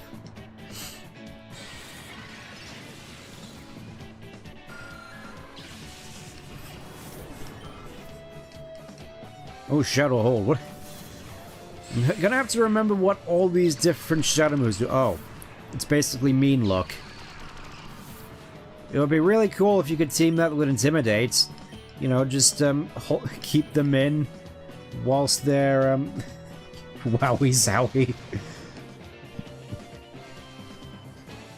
Yes, Shadow Poochyena, which I can imagine being... Oh, there we go, Reverso mode. Basically the equivalent of Hyper mode, which I think, I can't remember, I think your Shadow type moves deal more damage, but you take damage at the end of each turn. It's basically the equivalent of Hyper mode. Anyways. Let's catch ourselves a Poochyena. And make use of the call mechanic, which is kind of busted in this game as far as I'm aware. It's like, you actually have an impetus to use low accuracy moves. And I'll show you why once we get the chance. There we go, got Poochyena.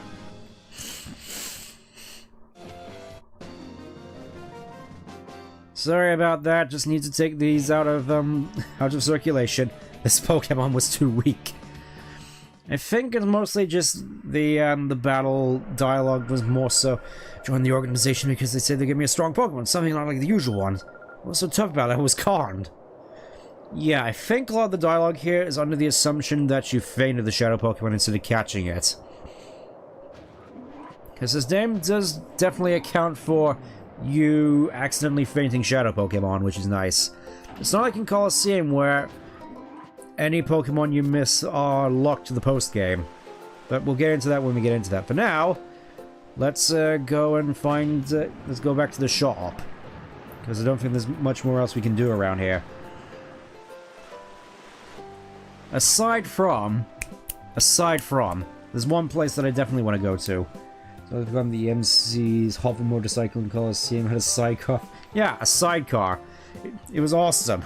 It's like the one time sidecars were cool. Outside of Wallace and Gromit, where it turned into a plane somehow. With its own, very own porridge machine gun. I definitely need to go back and watch that at some point. I definitely watched it recently, it's just, I remember as a kid, Close Shave probably being my favorites of all the Wallace and Gromit specials, and I think nowadays we'll probably have to go to either Wrong Trousers or... Actually, I quite like Matter of Life and Death. Did hate that about Colosseum. What, that's, your partner basically sold the sidecar from Espeon and Umbreon? I became a trainer of this age, so I've been coming here daily to learn more about what training involves. But wow, I see you're already raising your Pokemon at your age.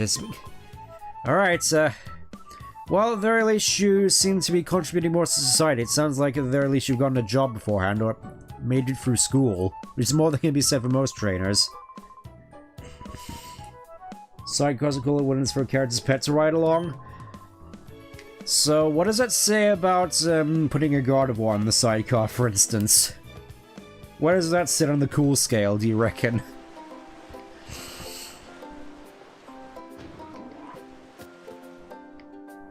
Oh yeah, here we have a nice little shop. Welcome to the Pokemon Mart, and oh, what was I supposed to say? Oh, it doesn't matter, I become the owner of a Pokemon Mart. Oh, what am I saying? I'm so sorry. Hey, that Shadow Pokemon you don't catch are locked to the post-game, and also, yes, the partner for stealing the sidecar. Yeah, I don't necessarily appreciate it. Let's see what's upstairs. Oh, egas, what is this? I've never seen this Pokemon before. Jason Griffith. poisoning using antidote. Yep. Oh yes, that's another funny thing. Awakenings are basically useless in this game. I decided to retire from selling herbal medicines. It's become too hard for me to gather the ingredients, you see. It's not an easy task, working one's way through tall grass, searching around rocks and so on. It's too physically taxing for me. I mean, you could always pay someone to do it. It's the same level as eyebrow-raising activity as driving Carnivore on the front seat of the car. Or the delivery van, as seen in that one short. So I can definitely see what you mean in that regard. I mean, obviously over here, we have our very own Pokemon Center. It's nice and clean over here. Reminds me a lot of Fenex.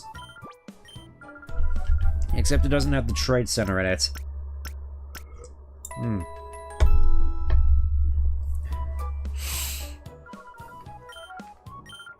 Let's see what else we have in here. Do we have any interesting Pokemon in here too? No, we already been up here. Alright, let's go to the Krabby Club, yeah! One of my favorite places to hang out in the entire game. You'll see why in a bit. Also, really love how this building looks. Now look here, boy. The Krabby Club's open only to tough trainers. I suppose I could let you in if you could beat me in a battle. I forgot there was a God of War and he's just ecstatic to spend time with the train. Yeah! I've heard a lot of people say it's basically a metaphor for a strained relationship where this is where the guy is just has to give up on his dream and is basically buried in his work. And all the meanwhile, the girl is just there trying to help out where she can. And then after a life-threatening situation, they rebond and go on adventures together, delivering Amazon packages. I mean, obviously I did like that short, but, you know me. You know me. Of course I would like that short. It's God of War. Obviously that would be the case.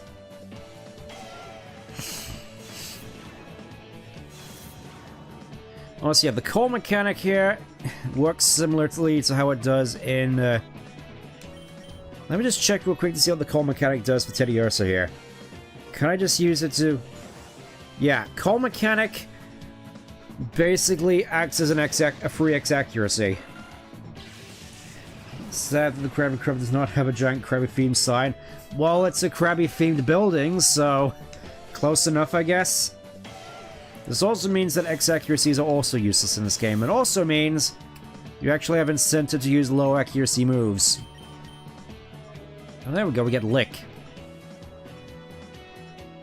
Bidoof animation is still peak. Oh yeah, I remember that one. Sort of. Oh. Ah, realistic tongue. Yeah, I do kind of recall that particular attack being quite disturbing looking, but at the very least Lick acts as free paralysis, so I'll take it. Only thing comes close to Pokemon Coliseum because it's a Pokemon doing something other than... Oh, Concierge, right. I haven't actually heard much about Concierge. Just thought the art style was kind of weird looking. I say, eagerly looking forward to the Aardman special. This is like, you know, a Pokemon X Aardman. Obviously I was gonna jump on that. Since fantastic potential for you as a trainer of Pokemon. The more you battle, the more strong your Pokemon shall grow, and it's all up to you to put in the effort. Also, there's no room for anyone but top trainers for as much idle time in our hands. Oh. Thanks a bunch, fella. I was hoping that I'd be able to be free from Jovi for a hot second.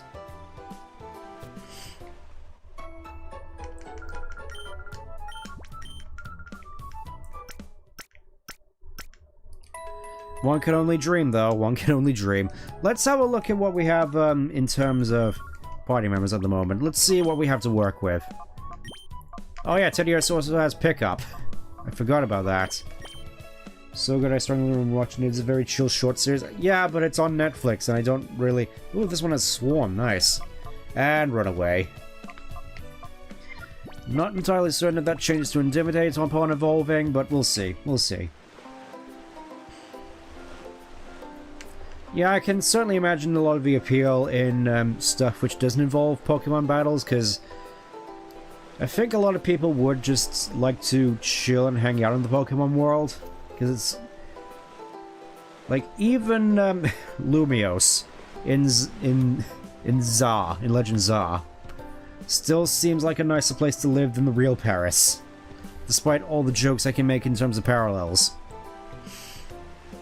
Oh yeah, I also like these two.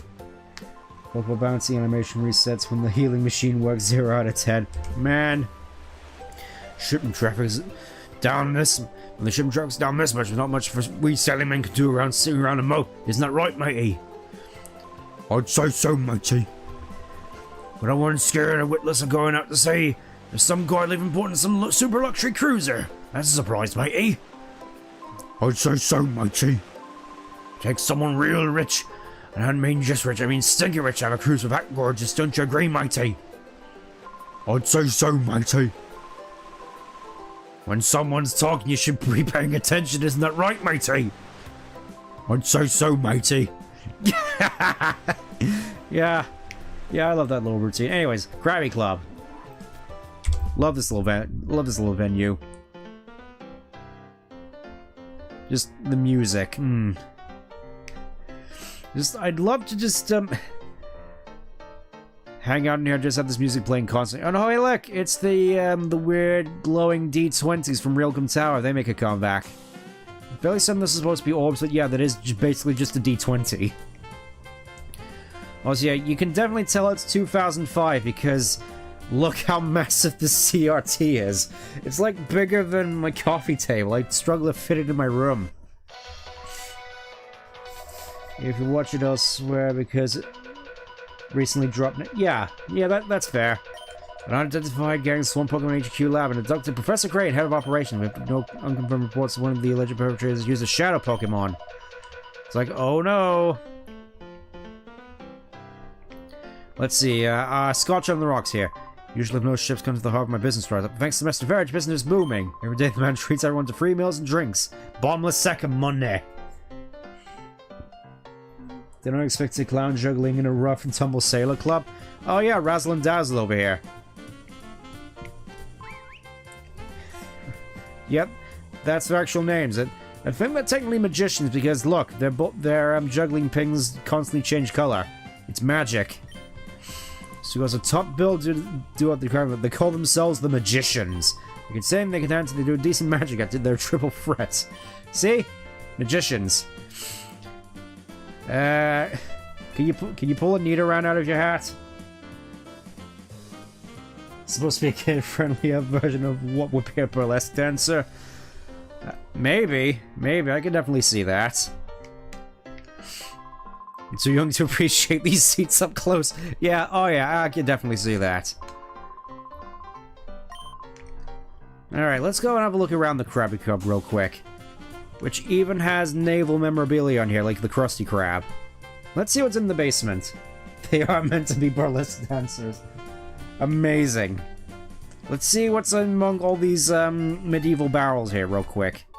Super potion, heck yeah. Heck yeah.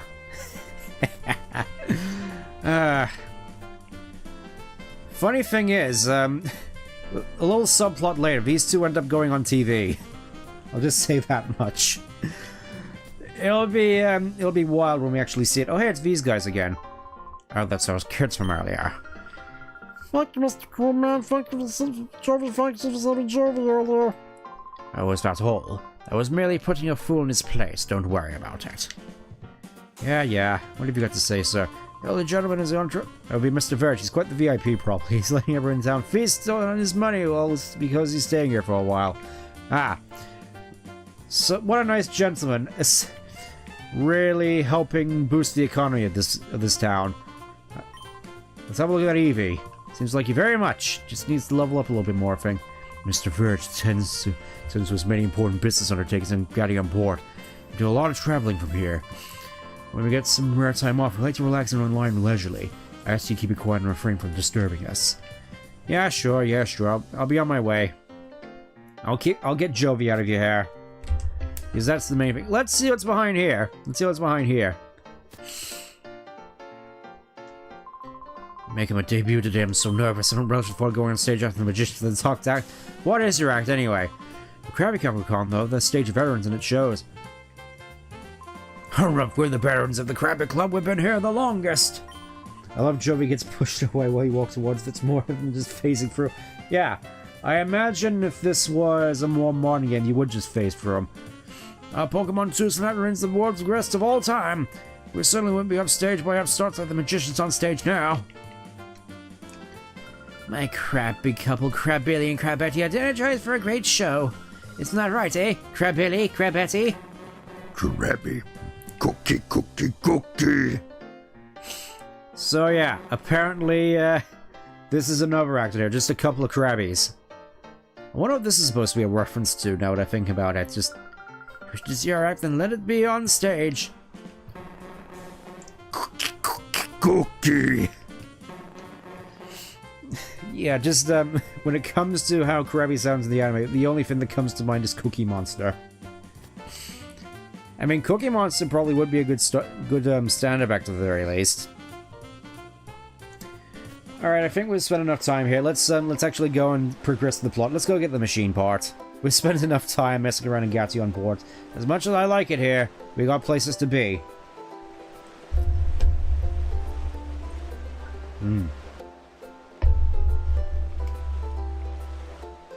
Again, also really just like the little banjo out here. It's just so nice.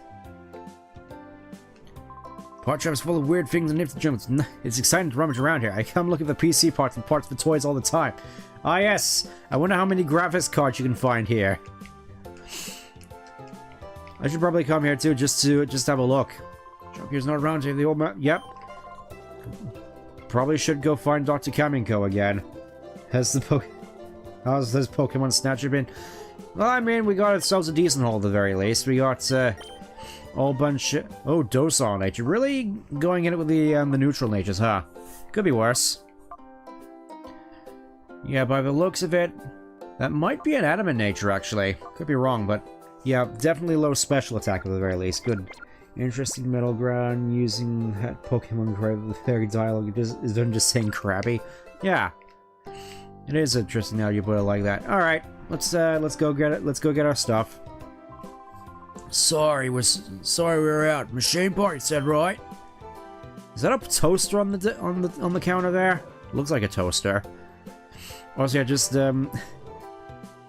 casually keeping things in this massive, highly sealed vault. Is this place selling an old car battery? But it looks like it. Here it is. This is it. Here you go. It's a rare item, that machine part. It took a while for us to get the order in. How's your director, Prof. Crane, doing? Explain what happened to Per. The HQ lab director was abducted by some goons with shadow Pokemon. I've been through something like that before, but who would have thought it would happen again? I hope the lab director's found. I'll be rooting for you, so don't give up. Yeah, that just looks like a toaster. And whatever these gigantic bolts on here. What could you possibly use such gigantic nuts for? It's more comically large than the comically large spoon. Anyways, I think let's go visit Dr. Kamiko before we head back. Let's go see what he's been up to, because that seems like a little bit of a side plot. Let's get that going real quick. I wonder if this Gordon statue is symbolic of anything, aside from just looking, freaky. Wait, who go there?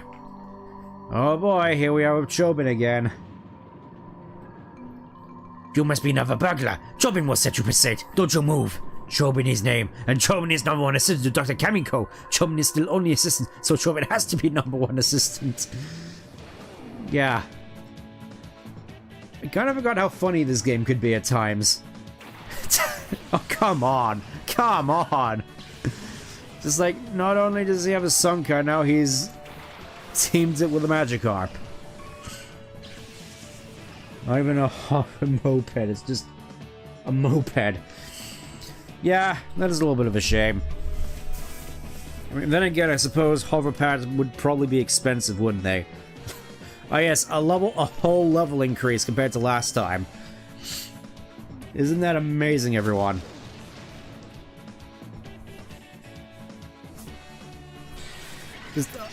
I'm guessing a lot of it just went into leveling up that Magikarp up to level 6, even if he oh, he has growth. Daring today, aren't we? I like how Chobin doesn't recognize you despite no one on the planet looking like the protagonist. Well, yeah, it's like the inverse of Clark Kent's glasses. He doesn't recognize anyone while he's wearing them.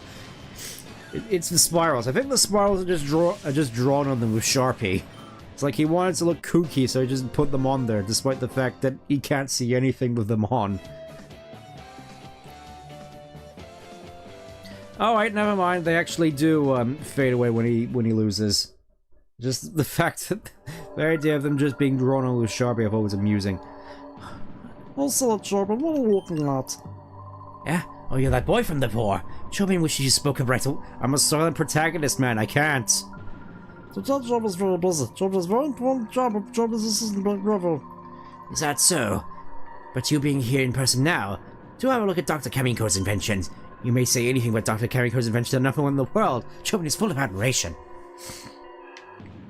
Alright, let's see if we can look at anything else in here. Oh, it's this guy again. They're looking for you back at the shop. You can call him with your big sister again? Right, because I want to catch an important job. Big Brother is Job's assistant. What was that? The HQ director was abducted. That's terrible. Their modus operandi, it feels similar to that incident 5 years ago. It may be Cypher.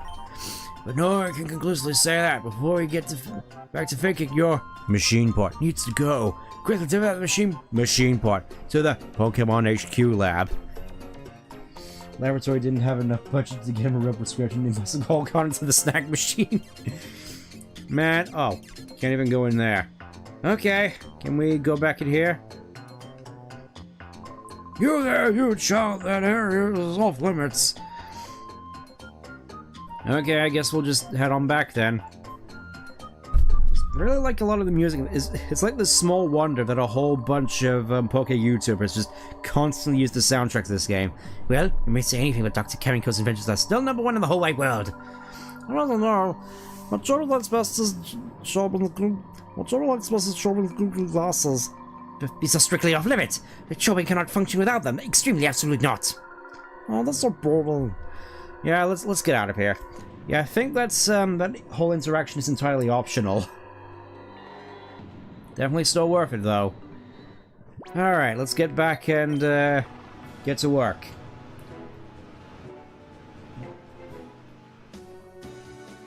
Alright, Tadaima! Oh, Sting, can you wait for just 1 second? I found some more memos I wrote up with the director. I think you should have them. So we get Anson's report number 3, and Anson's report number 4. And Anson's report number 5, okay. Well, I'll give you basic information about Shadow. I'd like you to read over them. Alright, fine. I'll read them in front of your eyes. I read them in front of your face so you can tell that I've done it. Okay. The snack machine. The aura readers development made it possible to create a workable new snack machine. Realize that we can integrate the aura readers into the original snack machine developed by Cypher.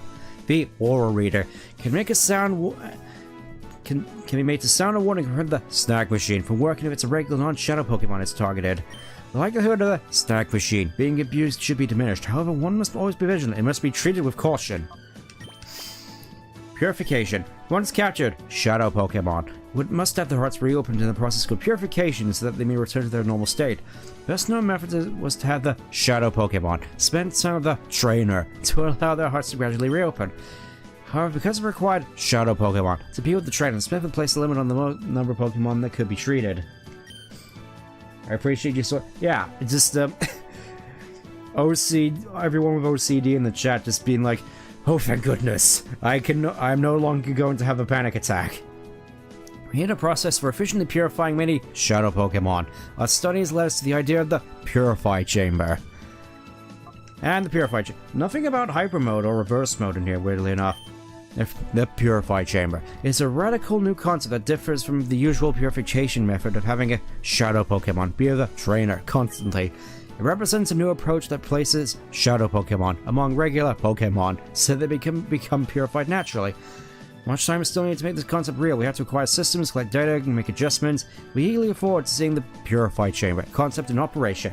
So yeah, because there's a lot of shadow Pokemon in this game, they basically devised a way of more efficiently purifying Pokemon just by putting them in there so you can have like a whole bunch of them being purified at once. It's definitely efficient. Assuming you can actually get it to work. Okay, let's go and deliver this part.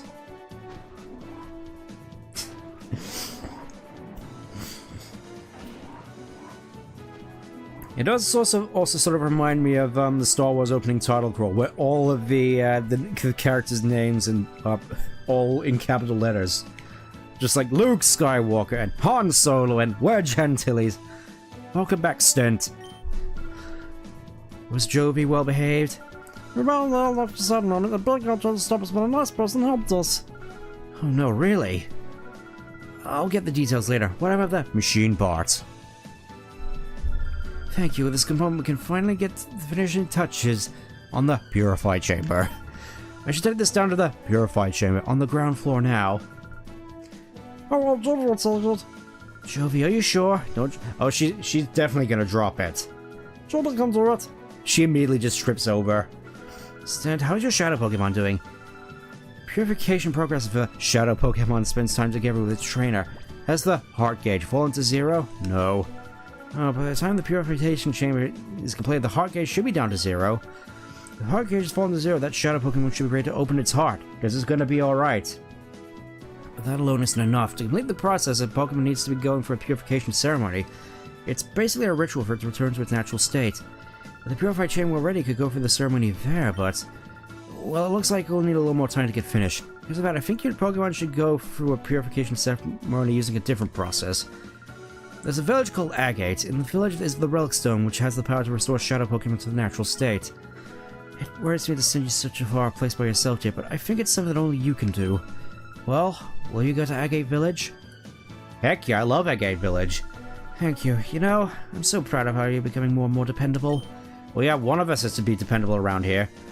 Agate is southeast from here, but it's not very close. Go see a man named Egan there. Oh, good old Egan.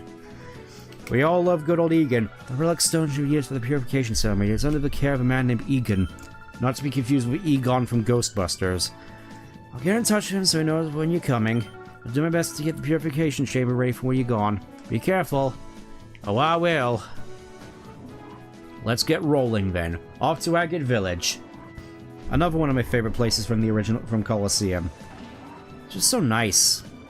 Again, it's just has a music piece and an atmosphere which I just really, really enjoy. Just want to check real quick if there's any other NPCs I can talk to around here. Okay, nothing. Let's press on then. Let's press on. Off to Agate Village.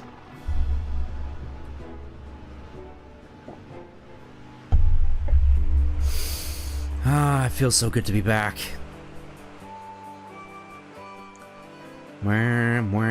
Also, just love the amount of harmonica solos this game has as well. Oh yeah, heck yeah, single Pokeball!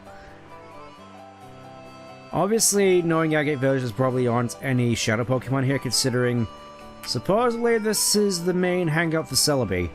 My dream is to become a Pokemon champion. There isn't a Pokemon League here, my man. What are you doing? After I retire, I'm gonna live here. I mean, I wouldn't mind living here. It seems nice. I'll become a lot tougher. It takes battles. Yeah, let's fight. Let's fight. I need more experience for Eevee. I need Umbreon like stat. Ah yes, Wurmple and Silcoon. Perfect.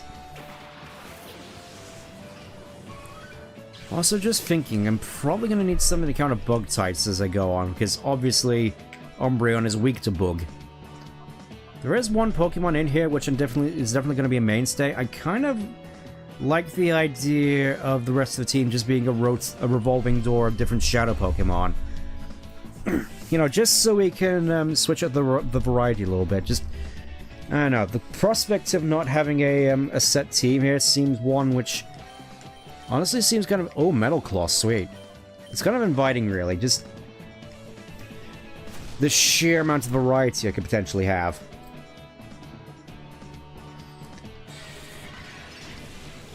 Also, yeah, just...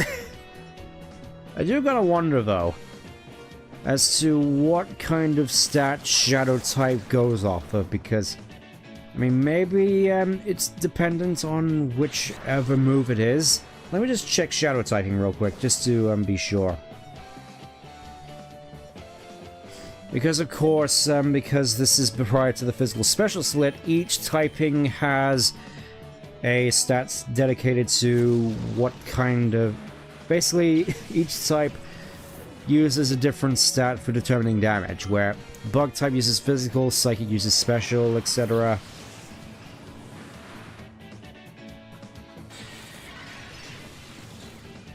Yeah, looking at it, just the only other games to feature Shadow Pokemon are Pokemon Go and Pokken Tournament with Shadow Mewtwo. It's like, that's it. Let's have a look here. Just want to go through...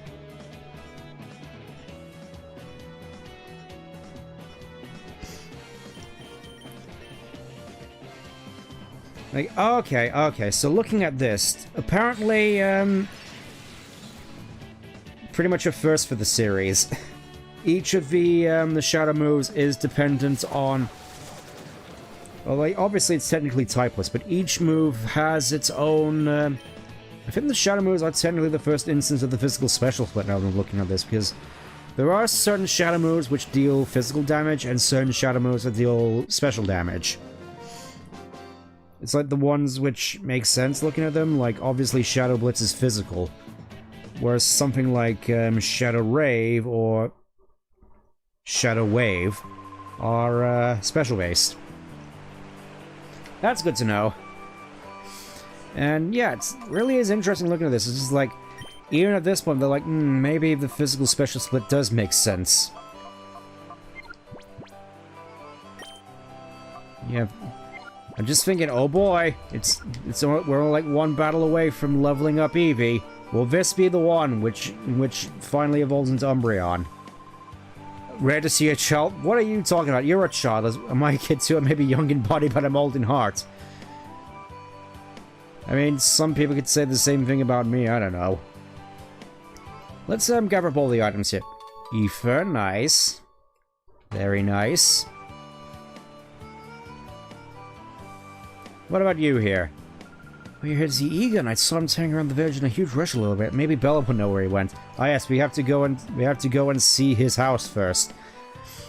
Just pardon me. I just want to have a look at all the various establishments we have here. Daycare lady retired. Not to worry, her granddaughter's supposed to take care of the business. She went to bring the new girl here. Oh yeah, we have the whole business of the daycare. Unlike in Colosseum, you can't put shadow Pokemon in here to lower their heart gauge, but considering we already had the purification chamber, I'm pretty certain there wasn't really a need for it to lower shadow gauge, so Anyways, name rater. Probably should do this after Eevee evolves, but I may as well do it here. May as well go with my old Umbreon nickname.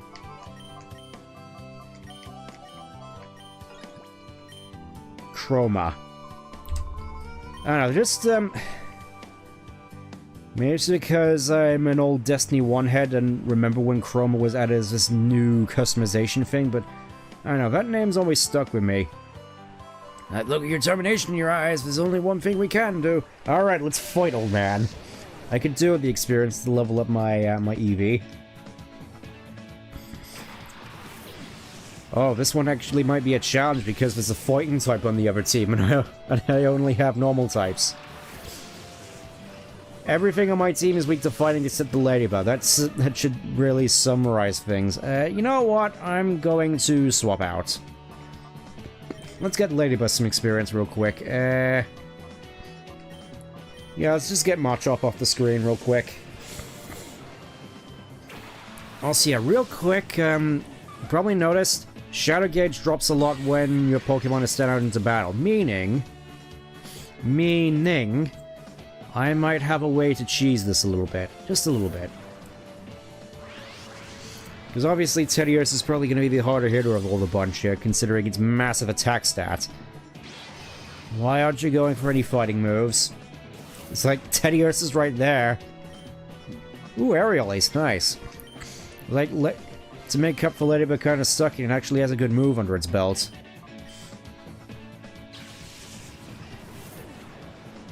And Poochyena. I think I could just keep doing this, honestly. Obviously, Poochyena...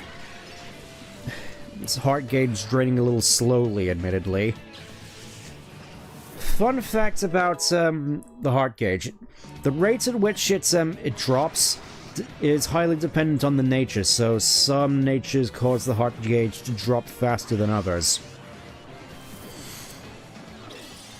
I mean, I'm still going to use this to cheese some more heart gauge out of Ladybug and Poochyena real quick. Just gonna quickly swap back and forth from them, because that seems like something which is... well, it's not like the game is objecting for me doing it.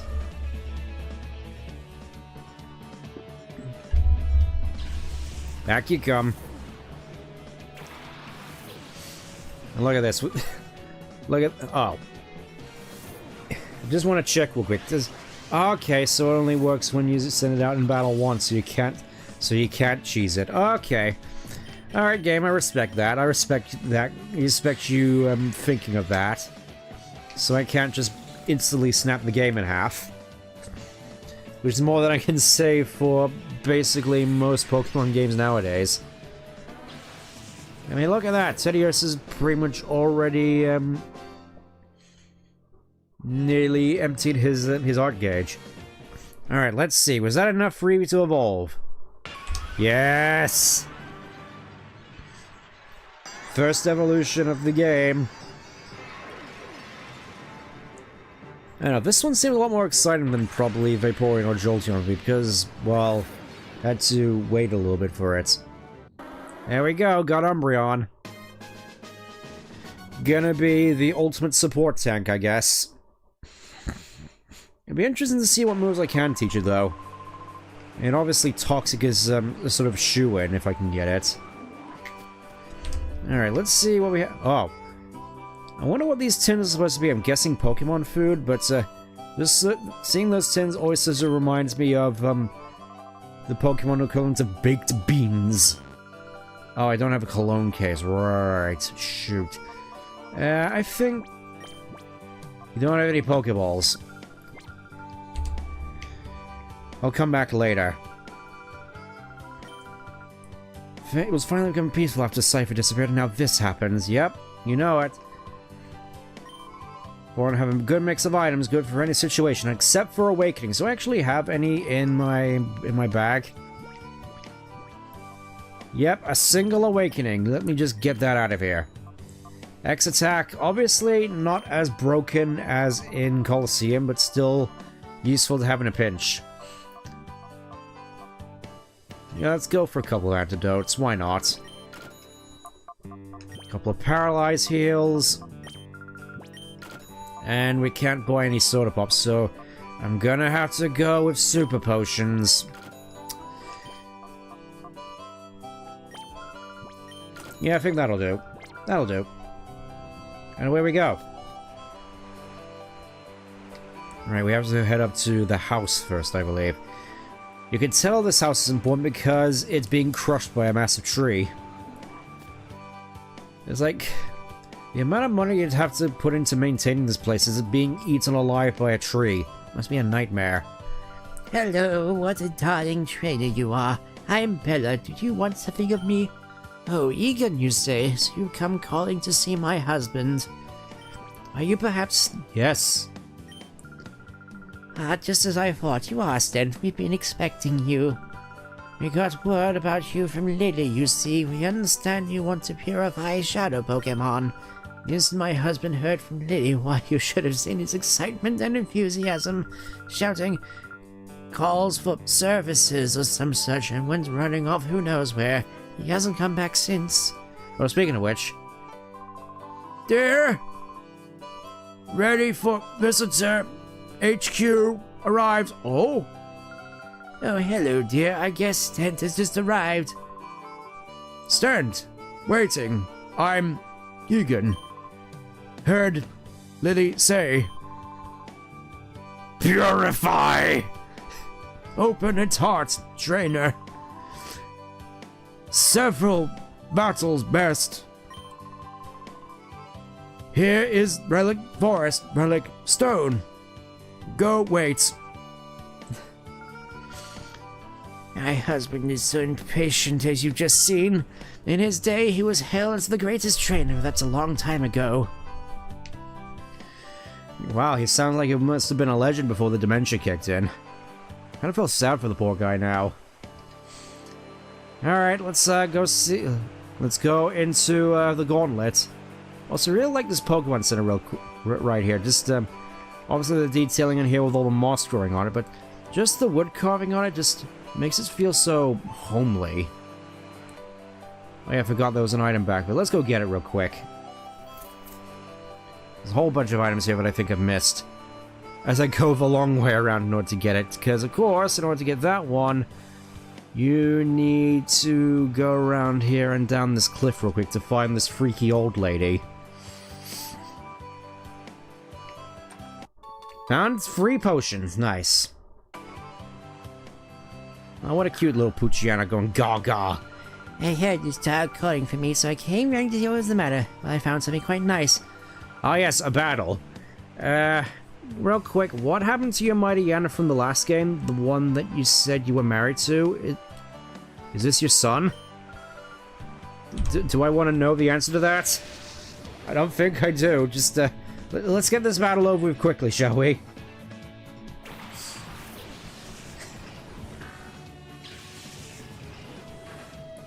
I mean, we're guessing it's just the Fuchiana, right?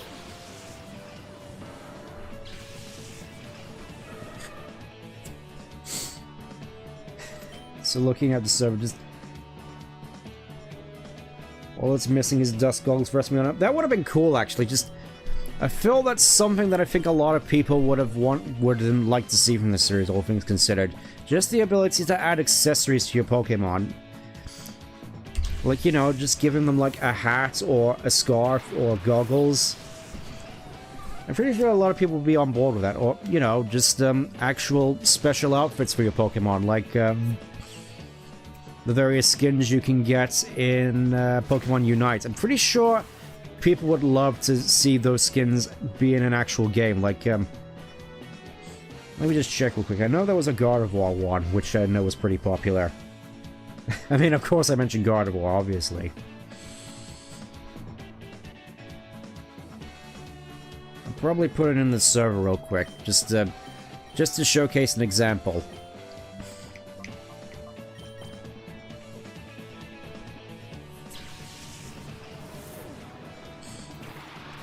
Well, actually, there are quite a good few good designs for Gardevoir in here. Let me just go for the one which I originally had in mind, just giving her this fancy-looking hat.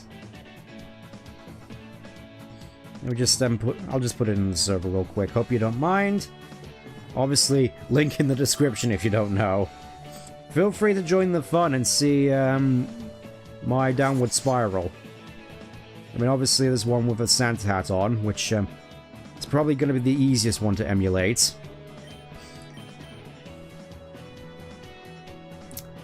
Sure do love Discord constantly messing up images. Let's still have a look at some of the more interesting ones in here.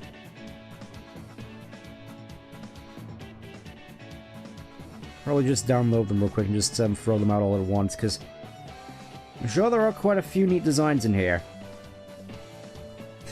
I mean, of course, ooh, Poison Fang. Unfortunately, I'm fairly certain Poison is no longer strong against Bug, but we'll see nonetheless. We'll see nonetheless. Yeah, imagine if we got some Unite skins accessible in the mainline games. I think people will be all over that. I mean, even if it is... it would be kind of scummy if it was available with real money, but... I mean, being able to make them as, like, rewards at the Battle Tower or something, that would be a good incentive to get people to play the Battle Tower. Just have post-game Battle Tower rewards be cosmetics. Like, real sort of proper detailed, unique cosmetics. I mean, I'd be down for that. Here as you promised, here's your Oh, TM09. Let's see what we got here. Let's see what we got. Sure. Let's see what TM09 is. Oh, Bullet Seed, which, considering the mighty who is your husband, I don't think I want to know. Let's just get out of here real quick before anything else happens. Yeah, let's have a look at some more interesting costumes, because I'm fairly certain there's some... Azumarill, I'm sure that one has some pretty neat costumes. Oh yeah, Punk Azumarill. I'd be all over that, personally. I mean, obviously there's Santa Azumarill as well, and... Azumarill just in a stupid space costume. I mean, I'm down for the silly stuff like that. Charizard, obviously, just, in a pirate costume. That and him having a scar and a tweed hat. Or, you know, knight's armor, or postman's uniform. Generally just, I feel like it would be kind of an obvious inclusion now that I think more about it. Like, obviously you'd have some more generic cosmetics that you can just put on your Pokemon, and then you have post-game stuff where you have all these more elaborate cosmetics. This seems like one of the more obvious things you could do. Enough about Vava. Let's go into this cave. It must be Stem that Eagle was talking about. Heard you about to open the hearts of Shadow Pokemon. The relic is through this cave. Don't give up. Alright then, let's brave the cave, as it were. Yeah, I think Teddiursa is pretty much nearly there at this point. I'll help you purify the Ah yes, here we have a gauntlet, and I will say... Excuse me, I will say I really always did like this cave and how just cozy it seems. Especially with the running water there, I just love to sort of hang out in a place like this. This seems nice. Even if it is probably quite dank here, considering you're basically under a tree. Yeah, I'm guessing the closer you get... Oh, I just realized. Bite is probably going to be our port of call here in terms of attacks now, because it's Spain type attack bonus. Then it does more damage. Yeah, I think generally speaking, Bite is actually a pretty good move to just keep on Eevee for the longest time, considering it does special damage and it's base 60 attack, so generally speaking, just quite a nice thing to have. And the flinch is nice utility. Honestly, I could see Umbreon keeping Bites on it throughout the entire game, because, well, obviously, I guess it mostly comes down to personal preference as to whether you prefer the utility of Bite or the guaranteedness of Feint Attack.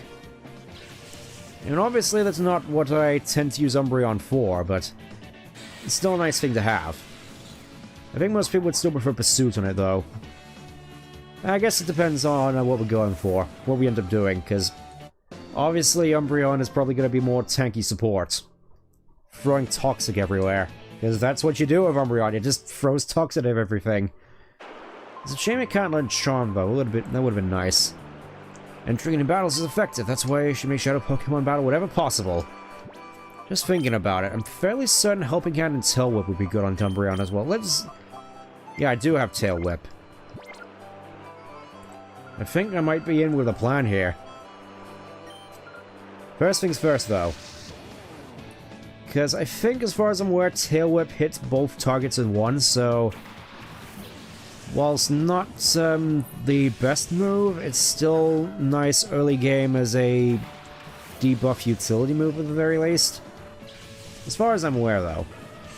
Okay, so let's try tail. Yeah, it hits both opponents at once, which is sort of the charm of it. It's like, look at me, I'm playing a support. I'm playing a support character. I'm actually being smart with my moves as opposed to just deleting tail whip right away. Honestly, I'll probably just end up getting rid of tackle first. Oh, there's reverse mode.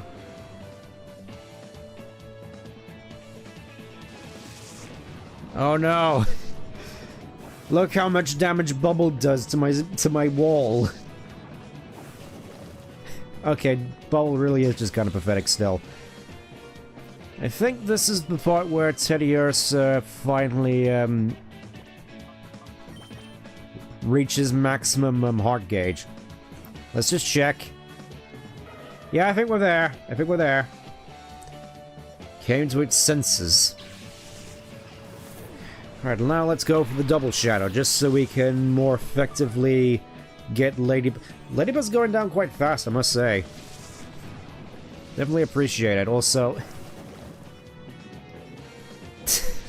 that is so little damage. Oh, and Growl as well. Is this also multi-hit? Okay, yeah, so Growl might also be good as a means of debuffing. We got Supersonic, of course, in case we want to be annoying. Let's get Poochyena out here so we can lower its heart gauge as well. I think at this point I'm gonna put Poochyena up front because it probably could use all the help it could get.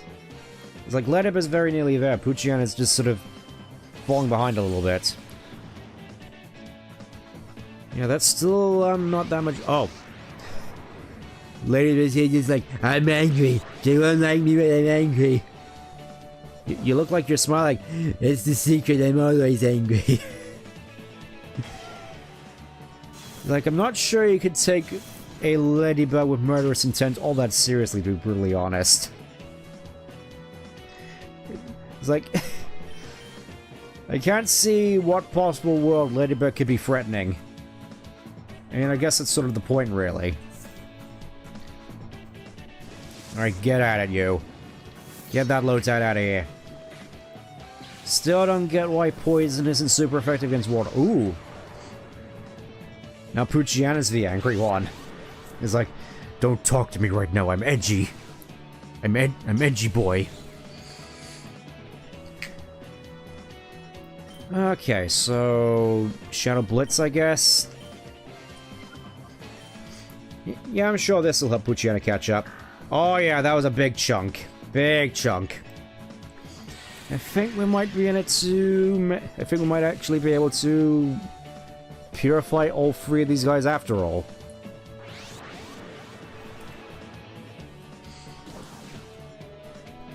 Okay, so... You know what? Let's make this thing... Let's make... Oh, it has Howl as well. Nice. It's like... I don't know. It's like, on further inspection for someone who is a little bit more of a veteran in this game, the movesets are actually kind of nice. Just like Howl. Just nice, simple way of boosting your attack. It's nice. Maybe it's just because I'm becoming a bit more old and grizzled that I can actually appreciate a lot of these moves I wouldn't have ever used as a kid.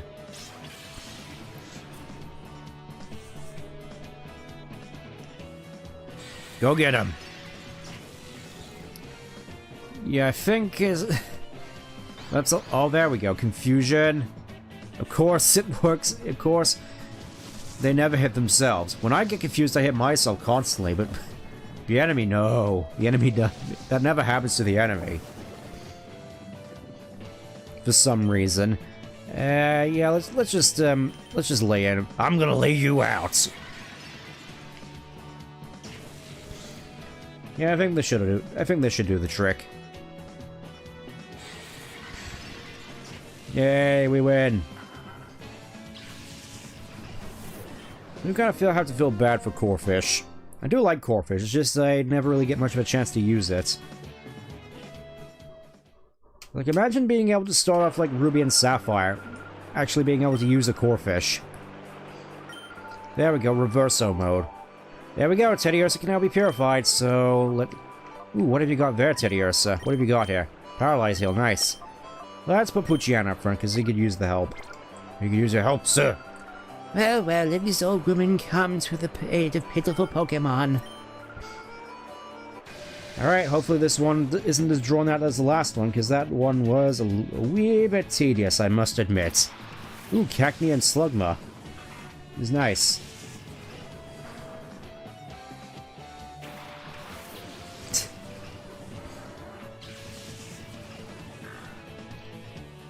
Yep.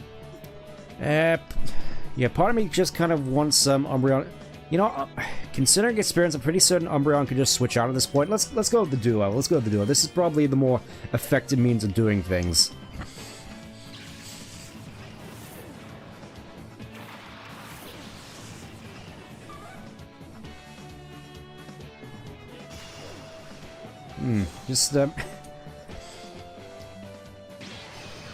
Yeah, just seeing a little bit of news right here. This just hit breaking news. Apparently, Miyamoto is stepping back from daily work on the Mario series, which... Well, there goes Ladybug.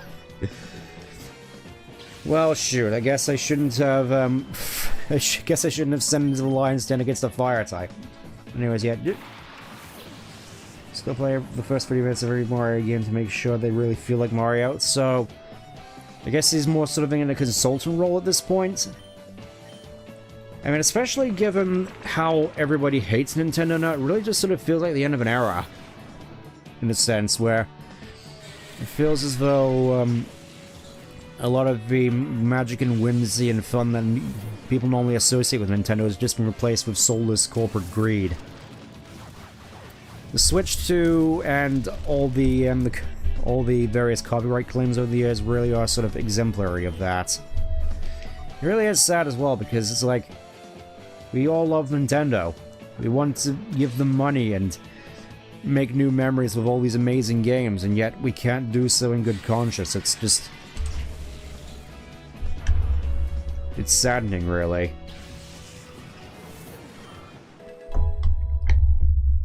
Did we get anything at 13? No. Oh, and of course it goes right into reverso mode right at the end. Shoot. Sounding like one of the Half-Life scientists. Oh my, oh no. Oh dear. Gordon, what are you doing? Oh hey, we have burn heals in case we run into Blaine. Good to know. I think there's another trainer we can also find around here real quick, so let's go and see if we can find him real quick. I think it's a similar trainer who was in Colosseum as well, who constantly gets lost around here. Maybe he found his way out after 5 years, who knows? Only one way to find out. Yeah, do definitely have to feel bad for Ledian. Imagine doing a Nuzlocke at this game, actually, and it's just like... The end game, the start of the game is super rough because you only have like 4 Pokemon to work with, and Ladybug's probably just like cannon fodder. There he is this guy. No path out of the village this way. After 5 years, he's still trying to find his way out of this village.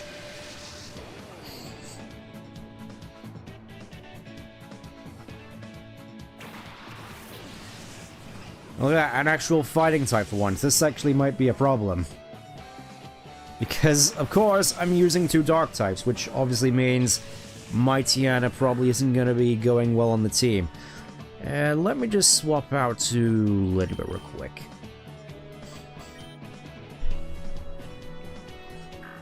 There we go. Yeah, it is the case that, in some circumstances, there are natures which favor various different means of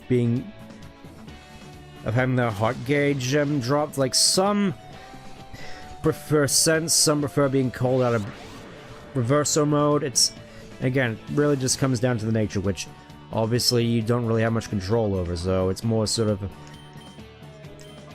a sense that every playthrough of Pokemon XD is personalized, unironically. I know that's sort of a meme, but it's kind of true in this sense. Well, there goes Tyrogue. And, oh, Zubat. I think this is the first time I actually realized that Zubat doesn't have eyes. weirdly enough. Because for some reason it just looked like in his Ruby Sapphire sprite that it had eyes even though it was his teeth. Yeah, it was kind of weird, admittedly. Come on, Ladybug, stop hitting yourself. Now, let's get rid of that Zubat real quick.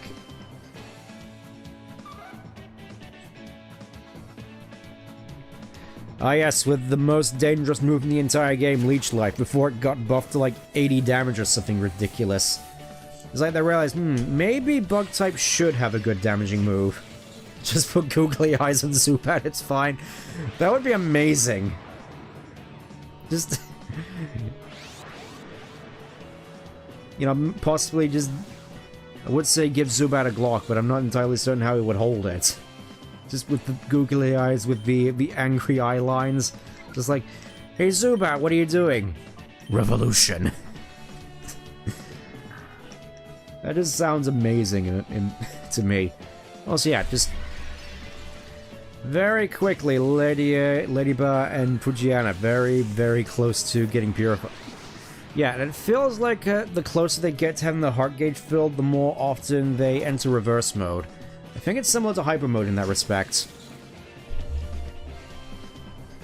I'm interested to know if there are actually any benefits to being in reverse mode, though, or if it really is just the case of you better call them out of it because it's not exactly that good for them to be in this situation, because I'm not certain you can... oh, wow.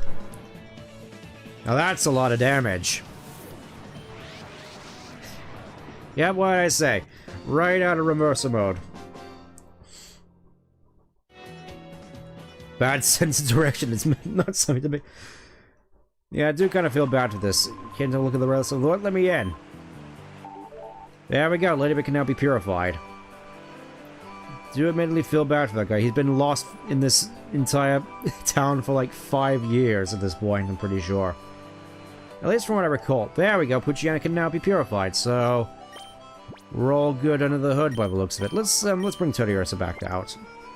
Because I think that's the one we're going to be keeping. Because I'm fairly certain, judging by how the relic chamber works, probably best to just put Puchian and Ladybug in the purified chamber. Let's see what's in here real quick. Old lady. I am the teach lady. I know many kinds of moves. Mimic, Thunder Wave, Seismic Sword. This... can Umbreon learn Thunder Wave? No, it cannot. Yeah. Unfortunately, in XD, you can only learn each of these moves once. It's basically just all the tutor moves that you normally see in Fire and Leaf Green. Seismic Toss, Mimic, Thunder Wave. Pretty sure you get Explosion or Self-Destruct later. Maybe Swords Dance. So just keep this lady in mind for later on in the game, I suppose. Okie doke. Well, may as well go back to purifying all these guys. I'm wondering what a good endpoint to the stream will be, in all honesty, because obviously we have been going a fair bit, and there has been a lot of fights. Okay, last one before Egan. At times an ordinary old man, and other times a plain senior citizen, but my true identity, the legendary trainer! Egan beat me, but only him. I'm Gron. Now, for the sake of your shadow Pokemon, we shall have a hot battle. Oh, I'm actually testing... it's gonna be a true test of legends. This guy is like one of the strongest trainers around. What does he possibly have? A Horsea and an Abra. Great. It's like you can really tell this is a legendary trainer. I could probably just one-shot that Abra real quick, actually. They're only level 9. Yeah. That guy's Alakazam does not stand a chance against my Umbreon.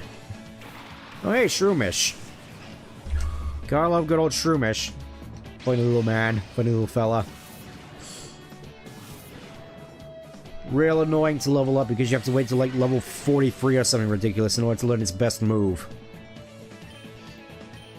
That's still super annoying to me. The fact that you have to wait so long in order to get Spore just makes it super inconvenient for a playthrough.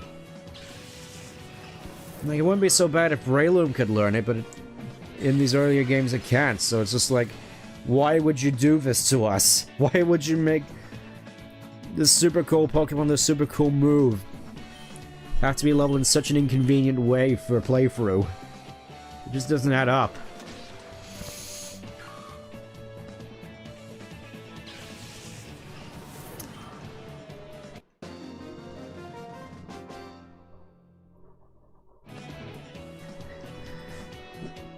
I mean, you say hot, but I just one-shot your Abra. It makes me see that shadow Pokemon appeared again. It's a sad world we live in. Not as sad as ours. Here's a little something that may hasten on quickly, shadow Pokemon. Ah, finally, we got the cologne case. Thank you, sir. Oh, the scent of cologne massage helps raise the arts of Pokemon. Rub down your Pokemon gently while using that cologne case. Just in case for some reason you still need to, lower the heart gauge of you guys here. Stands welcome. I mean, obviously the colognes aren't nearly as necessary here because the purified chamber exists, but it's still nice to have. Pokemon, ready, hearts, waged. Opponent, partner, 1, first stayed, Pikachu, 5 years. Yep, legendary mythical Pokemon trainer, and his ace is a Pikachu. I mean, it was in Colosseum as well, and apparently Pikachu has been sort of slacking off after all this time, because it was like level 50 or something in Colosseum, and here it's level 12. This is like almost as bad as Pikachu going from Diamond and Pearl to Black and White, where it's like you can stand toe-to-toe with high-level Electivire and gods and whatnot, only to get one shot by a level 5 Snivy. It's just embarrassing. Well, it still has Thunderbolt at the very least.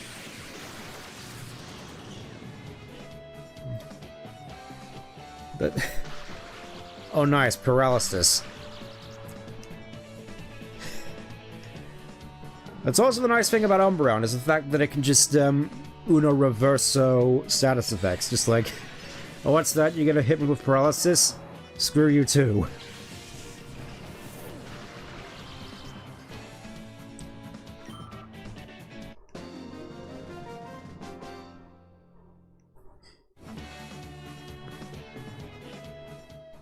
Oh, nice. Nice little payout there.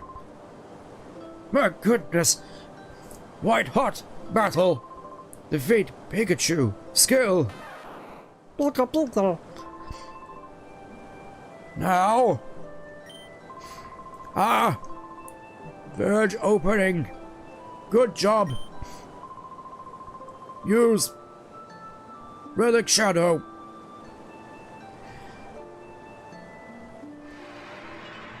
And unlike Colosseum, it plays a sound effect. Alright.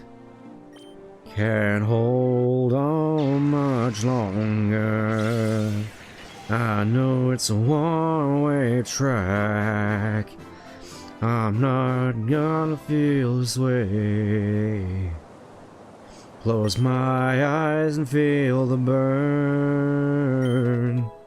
Oh, we get Return, nice. And Refresh. Which is a whole unique move to a Teddiursa in this game. It's just one of those neat some quirks about XD. That all the Shadow Pokemon have unique moves when you purify them. In Teddiursa's case, it's Refresh.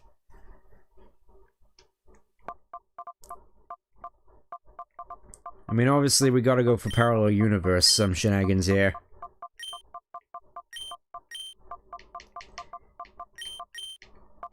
Berenstein. Berenstein. There we go.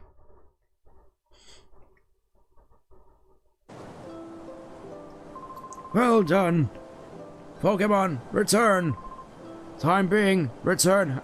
Wait, I need to purify the others, man. Celebration! Purified incident!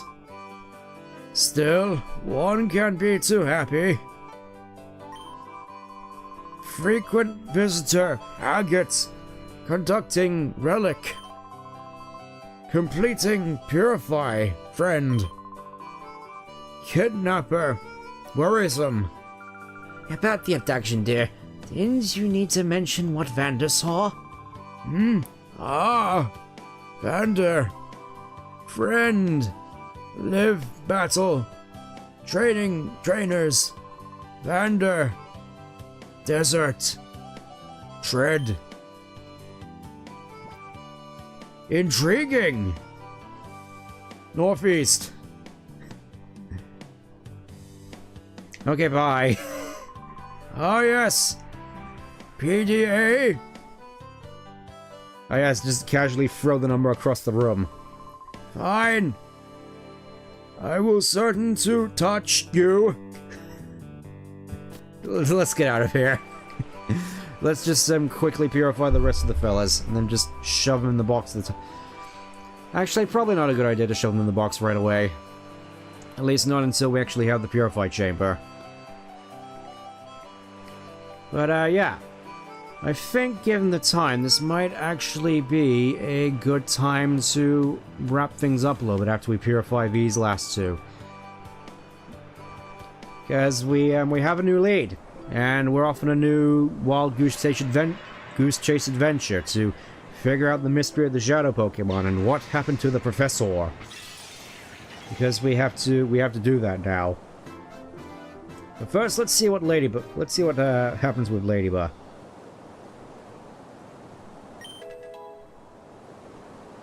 So we get Psybeam, nice, and... Okay, it also gets refreshed, so...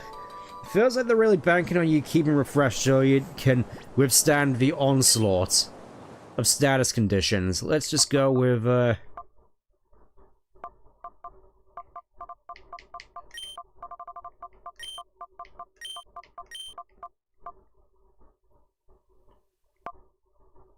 Yeah, I think I can fit this in.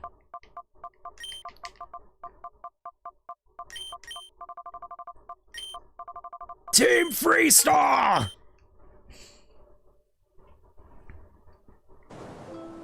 Amazing. And last one, of course, Poochyena. Let's see what Poochyena gets.